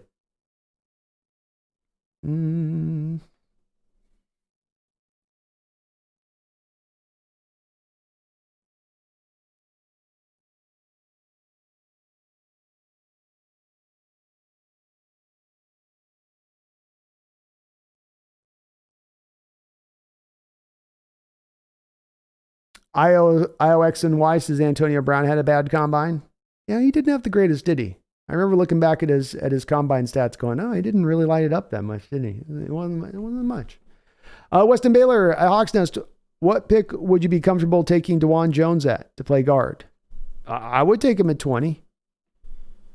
If you move back to 15 off of 5, I would probably be willing to take him at 15 even.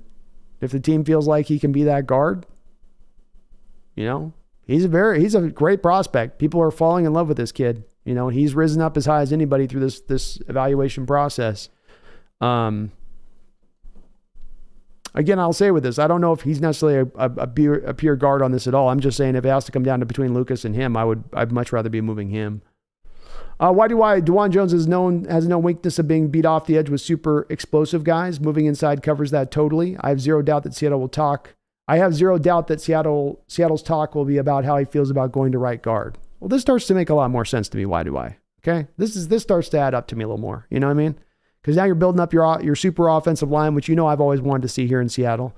So it's great. I can get fully behind it. And the kid's good enough as far as his ability to go and use his hands and talk about clean technique on this kid. I could see him being a guy, he's only 6'4", right? 6'4", 6'5", maybe. So a little more closer to being more ideally sized to put him in there at that guard position. He's also a little more wider too, isn't he? Kind of got that pure natural width that you like out of the guards. Wicked Garden, thank you so much, man. You have yourself a good night. And folks, I think we will go ahead and start to maybe wrap this up a little bit as we kind of put the button on this one.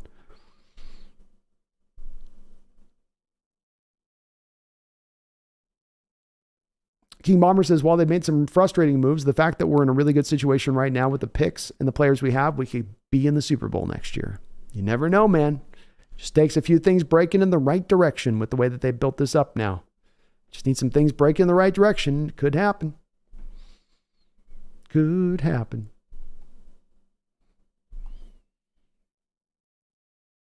Erickson says our secondary will be feared next year. Feared. Weston Baylor, Teddy Bridgewater had a bad pro day. He randomly decided not to wear the gloves and missed a ton of throws. Ended up dropping to the last pick in the first. Great career has gone great, but career hasn't gone great, but he's had his moments. I do remember that one. He took the gloves off because he was getting ribbed so much for the 2 gloves. Teddy 2 gloves. King Bomber, you should be a huge Cansey fan. He's awesome. Ian ML, Ashawn Robinson is still available. Yep. He is out there on the market, I believe. Not yet signed, last I checked.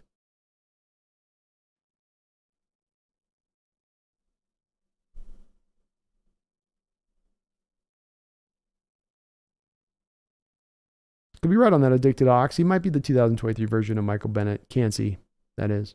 I can see that. Joe Borb says, I think I'm the only guy who likes Wilson better than Anderson due to positional flexibility. Ooh. I can't quite get there. I love Anderson so much, though. I'm a big pro Anderson guy.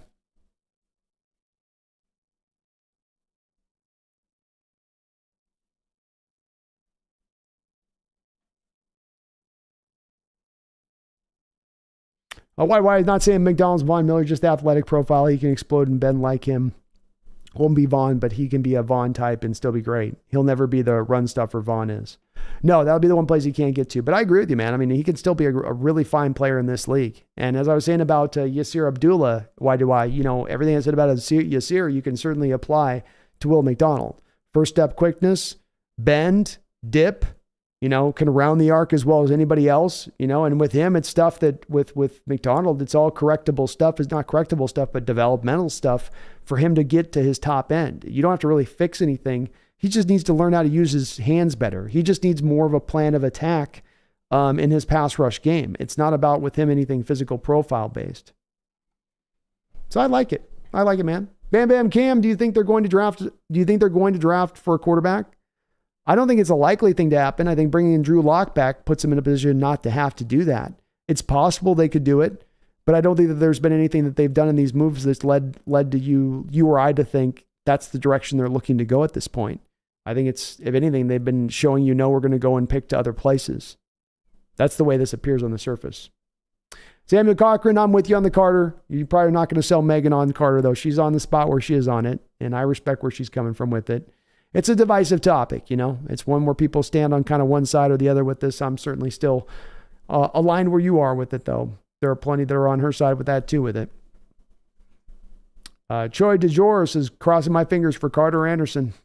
Look at these 2 crossed fingers, and you can't see my toes, but they are crossed up right now, too.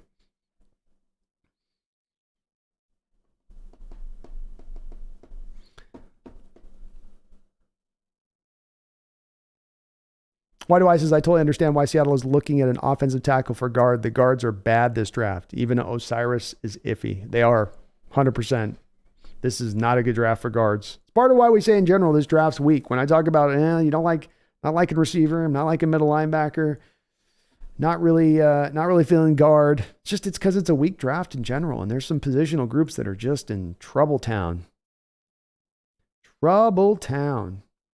King Bomber, thoughts on taking a quarterback at 5? Those pro days were kind of fire, and AR-15 next week. I don't know, man. Quarterback looks pretty tempting. It's not been the first way I would go with this King Bomber, but it's a place that I understand. I'd lock this in the same place that I put with Carter. Jalen Carter, you're there at 5. Schneider passes on him because the characteristics are too much. I'll understand. He takes Carter. I'm going to be to the moon excited. If they pass on a quarterback and go a different direction, I'll be like, I'd prefer that. But if they are to take a quarterback, I'm going to think, man, they saw something in a guy that just got them over the moon in what they think this kid's going to become and what he can be. And I'll trust in that too as well. I don't think that they're passing on other positional players in this draft to take a quarterback absent them being fully really in love with that quarterback, especially King Bomber understanding that they probably have a team that could trade up for them, that they could get draft capital back to move back instead of taking that quarterback then. So they've got to really be all in on whoever they take at that point if they do that. NML says extend Nuosa, free up cap space, sign Robinson, then draft a nose tackle in the draft. They could do that, ML. Nuosa is one of the places you could extend and probably create about $5 or $6 million of cap space. And Bomber, I do remember the game where Damian Lewis played center. Didn't look so comfortable there. Did not look so comfortable. Why do I says this is the time I love the most for this community? I love hearing everyone's views on players in the draft. I think with Brandon, we had a ton of groupthink draft last year that was 90%, 95%. Nice. Thank you all. Good night. I agreed. Why do I think that the more diversity with these thoughts, the better, because it just helps us kind of round everything out and understand it more fully. So definitely don't want the group think on that. That's for sure. We want some different opinions. I love it. Love it. George Harmon, thank you so much. Anudro says future franchise quarterback at 5 would also free up a ton of cap space if we moved on from Geno in 2024 or 2025. It could. It could do that indeed too. There's a lot of sense behind it, going kind of either way with it. Either way. And Chubalor, I'd be okay with DTR. I'll be all right, DTR. DTR is good. Dorian Thompson Robinson, he's a good guy. 4th round on. Yeah, let's do it. Jared Johnson, it seems to me that the Seahawks are just setting up to take the best player available. It's seeming to you because that's the way it is, Jared, and it's seeming that way to me as well. They've set this free agent period up to do just that. And Jared, the thing that stood out to me this offseason, when John Schneider has talked about the drafts, and he's talked about, why did you have the success at last year, John? He's been asked it a couple times on a couple of shows. What happened last year that you had this great draft from? And he has pointed to over and over again, he's been succinct and he's been consistent in saying it's because we trusted our board and we went for the best player available. Just simply that.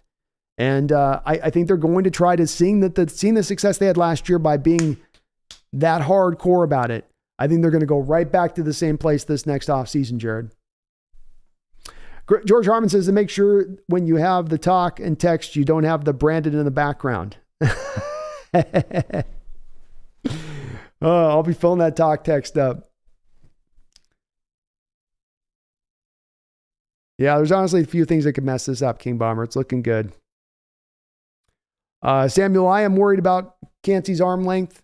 And he is a monster, but that's the concern with him. It's the only spot you have as a concern. You got the production. You got the tape that blows you away. You got the fastest 40 coming out of the combine in the last 20 years for a defensive tackle. You got a lot of markers here that this kid's going to be a good player, but there's no doubt about it. At that arm length, it's a concern and it's a risk. And it's going to be one that you're not going to be sure about until you get to practice, whether or not he's going to be able to, with his quickness and explosiveness, overcome that. Megan says, the Hawks Nest, are you back in Pete and John We Trust yet? I'm moving in that realm. I'm moving there. It's a little bit like molasses in a mason jar. I'm getting to that side of the glass bit by bit. Jubal, I don't get the Levis hype. He gives me Carson Wentz vibes. I've heard the Carson Wentz comparisons, and there's a little bit of that. I can see it a little bit. I think he's a more free and easy thrower than Wentz was. I think he's more mobile than Wentz was. I think he's played against tougher competition in college than Wentz did at South Dakota State or wherever he was coming out of. But I do see him as a vastly better player than Wentz. Seahawks Times, it's wild. I could see John going with Anthony Richardson, JSN, or Zay Flowers with his first 2 picks just as easily as him going Anderson, Simpson, or BPA defensive line with his first 2 picks. Insane options. Insane options indeed, Seahawks Times. And folks, if you're not subscribed up to Seahawks Times, get subscribed on up. It's got a great little channel rolling over there. I could see him going that route. And it's going to be hard for me, Seahawks Times. I'm going to be doing some mock drafts here going forward. And they're going to be, I don't know how close to accurate they're going to be because there's such a wide fluctuation of the different picks and the different ways they could go with this draft. It's hard to kind of pin down which way they will go. Especially now that they are able, I think, at the forefront of the Seahawks Times, part of what makes it unpredictable is because they've set the stage to be able to pick for best player available, to not have to pick for needs. Yeah.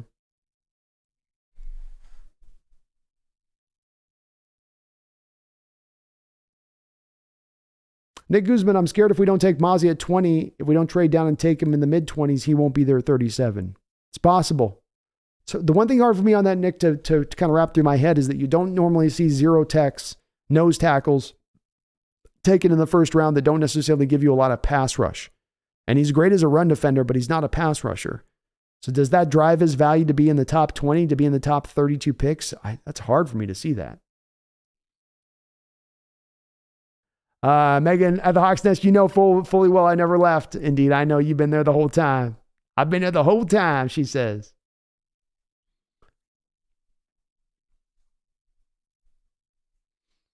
At Dick Talks, there is the problem with Cansey. Now, saying he didn't play in the SEC, that's for sure. Played against pretty good competition, though.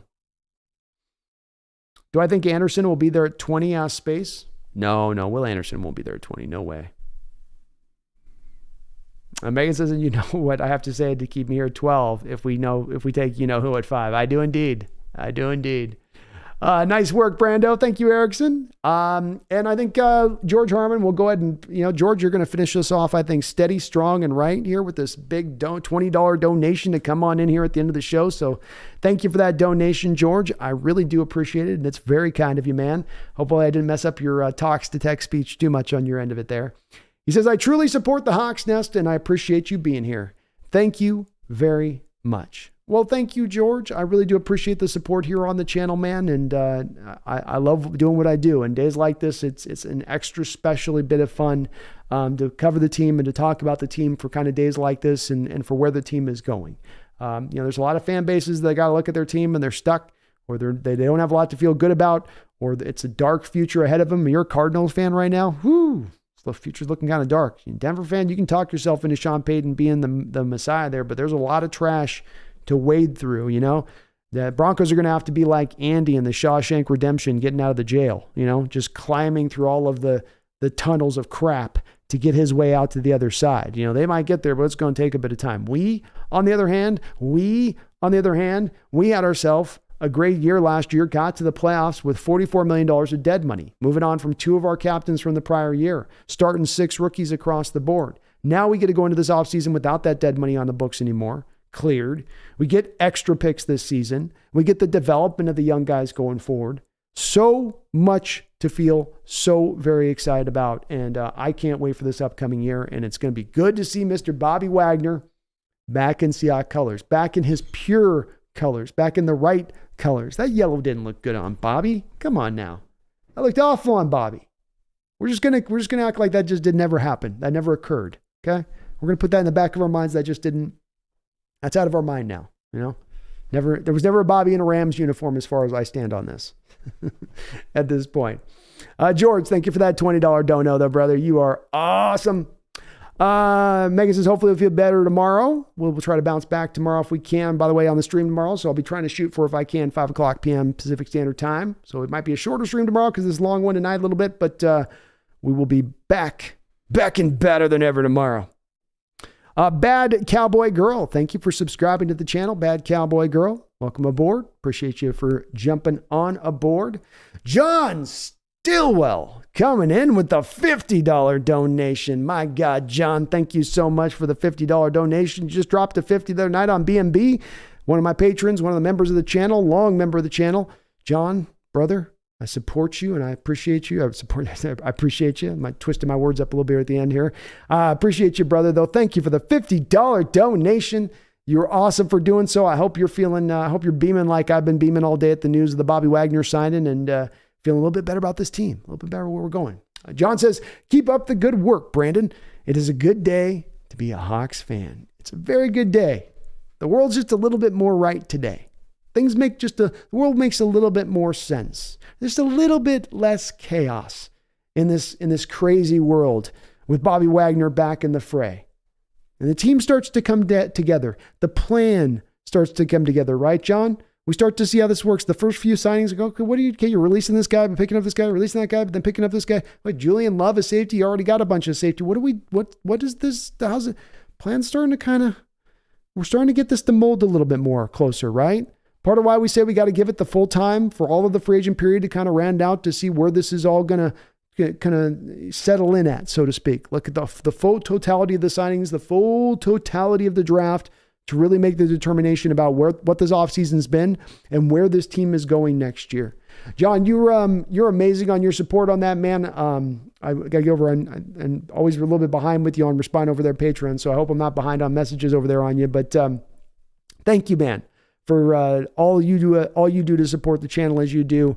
I see a lot of these content creators out there talking out on Twitter. I hear these Niner content creators out there. I'll see their messages flash up for whatever reason, and they're like, "Man, I can't get any viewership. My off season, there's just nobody wanting to watch anything." It's like, I'm not having that problem. I've got just incredible support from you guys being tapped into it. And I think it's not only because you guys enjoy what you're watching here, but because of the dedication of our fans here, and because everybody is getting very well aware of the fact that something's happening here. What it is ain't exactly clear. Seahawks are making moves. Niners about to fall in the tube. You know it. You know it, guys. But John, thank you for the $50 donation. You're incredible, man. Absolutely incredible. I really do appreciate it.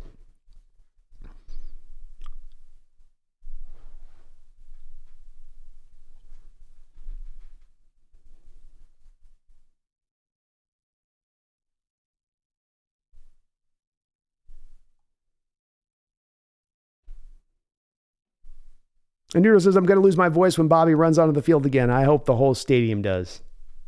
Let him know he's in his proper place. He's in the right place. And Seahawks Times, we got to sync up at some point here, man. We got to channel up a bit here. Megan says, you deserve all your success, B. Well, thank you, Megan. I appreciate it. I wouldn't be able to do it without the support that I've had on this channel. You know, we've all been doing this one step at a time. We both going forward bit by bit. And it's been this lockstep with you guys in the chat and to be able to take this to where we're taking it. And it's unbelievable. Absolutely unbelievable, the growth and what we're able to do, how we're, almost 4 hours in a stream. We got over 228 people here in the stream. It's almost 12 o'clock at night. People don't care. They're here ready to talk Hawks. They're ready to chop it up. I love it. I absolutely love it. Nick Guzman, the only issue with trading down is one of the NFC teams getting Jalen Carter. He's such a risk, but it's also a risk if Detroit gets him. Detroit, Philadelphia at 10, Nick. Can you imagine Philadelphia with Jalen Carter if Jalen Carter's got the light bulb turned on? Look out. That's going to be that's a team going nowhere anytime soon, or not going away anytime soon, I should say, on that. Not getting anywhere anytime soon. Mr. Isaac, let's get this man to 15,000 subscribers before the summer starts. I would love to do it, folks, as Bad Cowboy Girl just did. If you're not subscribed, get subscribed. Doesn't cost you anything. I'm not going to fill up your feed with a lot of clickbait videos. Only good, high-quality content coming from me, I promise you. But we are indeed trying this year. I'd like to try to get there, Mr. Isaac. I don't know if I'll get there by the summer, but I'd love to try to get to 15,000 subscribers this year. Keep that channel growth just kicking along, humming along as we are, as we have throughout this off season. I want to welcome all the new people that have subscribed, as there have been a lot of great growth recently, even still. So thank you so much. George Harmon says, I offered Brandon my tickets too, but he never got back to me on it. Laughing out loud, it's still out there. Oh, for the game?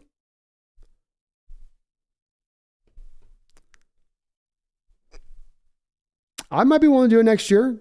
We see where we're at next year. The only tough part is the streaming thing, because I just have to be able to get my streams going still on those days. So it's tough being in the stadium to get back. Luckily with Megan, we were still able to get a good 4-hour stream from the hotel room, which was nice. But that's the only part with it I got to figure out, We'll get something synced up here, Seahawks time. I'd like to do a little more of my collaboration in general with a lot of Seahawks content people out there, and just kind of, get the full handshakes out there to the full community a little bit, Everybody work together. Everybody pull their oars together, Adam Krasovishine, didn't even think about the time. Thanks for streaming so late. Oh, it's my pleasure, Adam. We always do this late on these streams, man. So it always is. It's pretty early for me, actually. We end up going usually 1 or 2. So you know how we do it. George says, any games? I might take you up on, George. Let's see where we're at next year with it, and if things kind of free up with me on a couple other things, but we might. It's tough because I get so much traffic right now when I do the live stream games, the play-by-play right now. We're getting incredible viewership on those days during games. I mean, it's been getting to sometimes we get 25,000 views on a game day play-by-play, which is hard not to be doing live on those days, because that's just, you're getting huge growth from that. But I love, I had a great time going to the stadium and being back in that environment again last year, especially because Megan got some just badass tickets. I mean, we were right there on that field level. It was sweet. It was so sweet.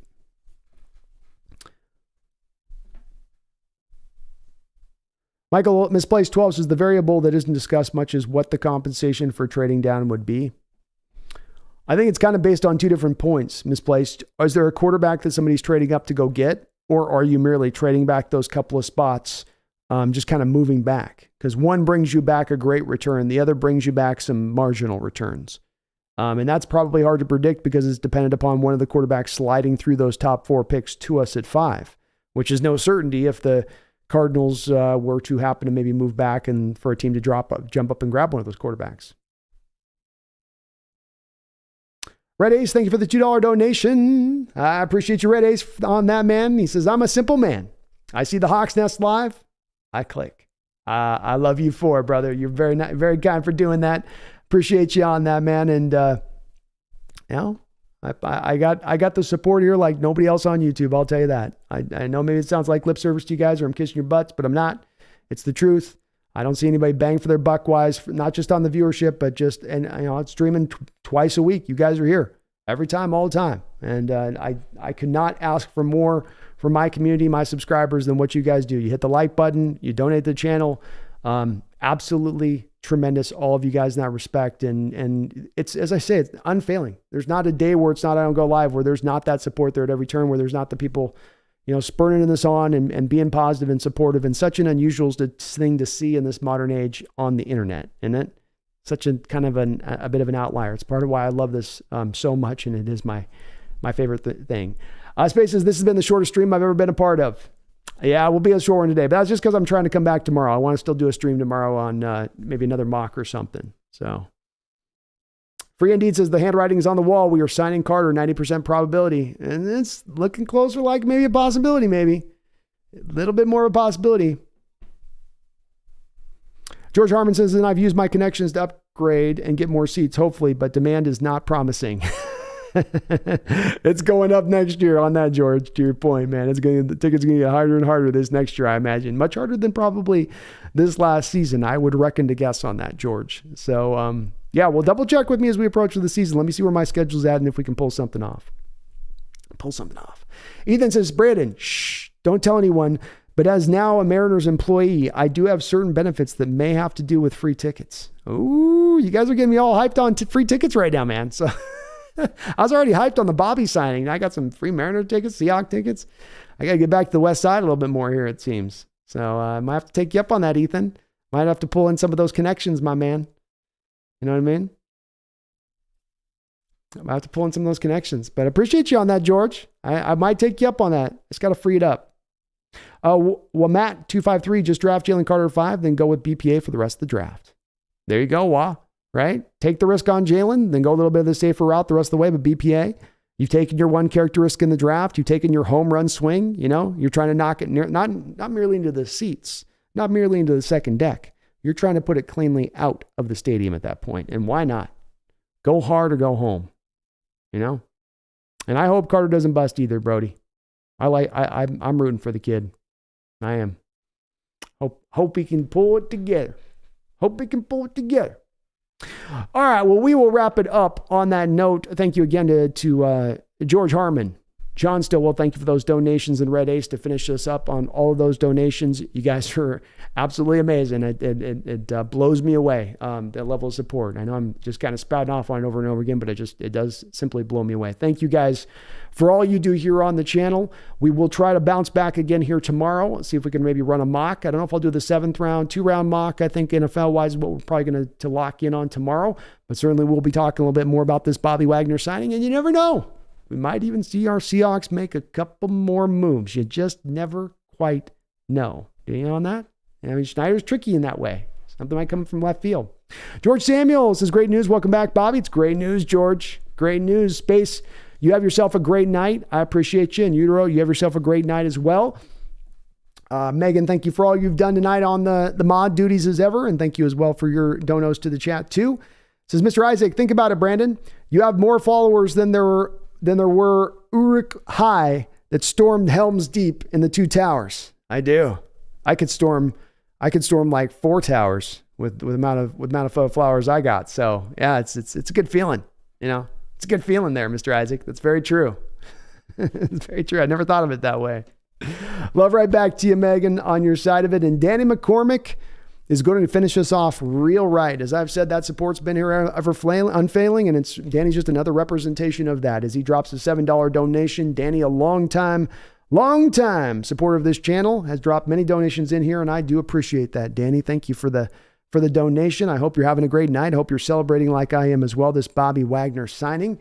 He says, Bobby's back is huge. Well, look at that. You are celebrating it. I love to see it, Danny. He says, literally makes 5 and 20 pick best player available. All love tonight.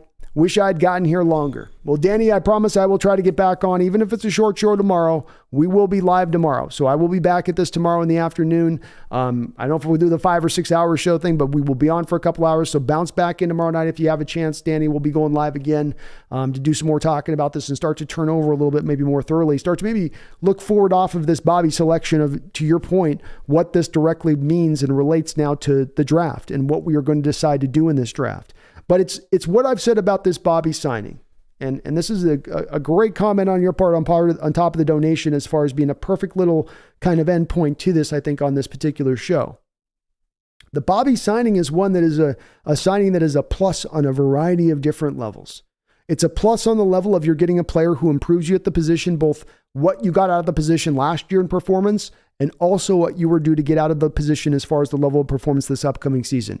He gives you the captain on defense, the guy that can wear the green dot helmet, call the plays, get the guys aligned up into the right spots. So there's a second thing that he adds on into it. He also gives you the leadership as a captain off the field and helping these players out to be a pro and to be better pros, to grow up maybe a little bit faster, having a little bit more of those veterans in line at that point to be able to do so. And then there's the fourth thing. Danny, and that's the thing that you just pointed out to, which is the fact that now you remove yourself of making middle linebacker a need as you go into this draft. It was prior to Bobby signing. You're looking at Devin Bush, Bobby Wagner, John Radigan. I said it in my video, Danny, that I posted a couple of hours ago when I was just doing kind of a small, quick thoughts on Bobby. But you very well could have been led down the road of having to take a middle linebacker 2 in the top 4 rounds. And that would not be then been a draft that was driven at the forefront by BPA, best player available. That would have then been a draft driven by need at the forefront. Say nothing of the other picks, right? Because then you could have looked at it and saw, well, we went 2 defensive linemen with the first 2 picks. Then we went, then we went 2 middle linebackers inside the first 4 rounds as well. 1 in the second round, 1 in the 4th round, because that was a need too. And suddenly now 4 of the picks in your first top 5, 6 selections are all driven by need. And maybe some of that is a little bit of the marrying between need and best player available, but probably not on all of them. And if not on all of them, then that would have led to a little bit less of a successful draft, a little bit less of the top end talent being brought on versus now, where you're going to be able to operate with complete, to me, versatility and do whatever you want. Yes. There are going to still be some needs you have coming into this draft. Sure. No team comes into any draft with all of their needs totally taken care of. Maybe absent like what the Buccaneers, when they won the Super Bowl like 2 years ago, right? They returned every single starter on their team. But that's pretty rare to happen. You're going to have some needs on going into a draft.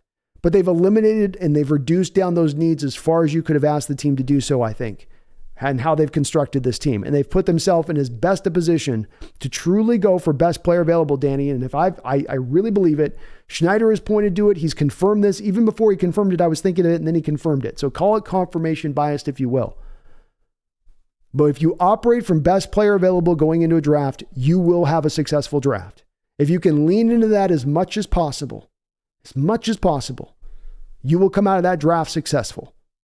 And I think that that's one of the reasons I've got the ultimate confidence that this upcoming draft is going to be another one like last year. Not simply because you have a matching number of picks. In fact, more picks. In fact, better picks. But because your process is going to be exactly the same. And that was a different process than the one that you had been applying in recent years when the drafts have been going wrong. So to me, Danny, it's one for 1 year, $7 million to walk out away with that, to get that from this deal.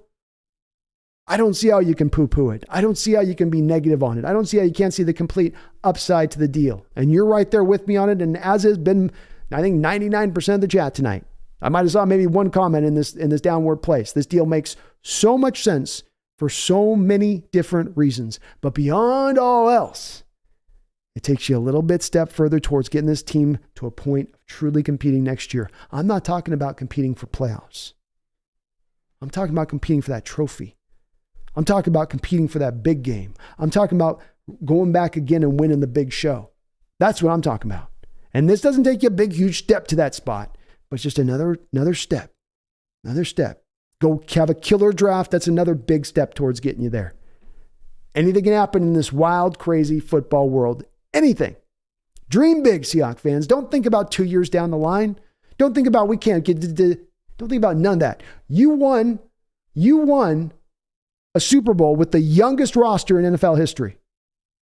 Coach Carroll doesn't work good with a young roster? Coach Carroll doesn't know how to get a young roster to go? I feel like last year we had didn't we have 6 rookies starting last year? Did pretty good with those, didn't he? Coach Carroll knows what to do with a young roster. I don't know what to do with this crew. So let's have some faith, my fellow Seahawks fans. Let's get hyped.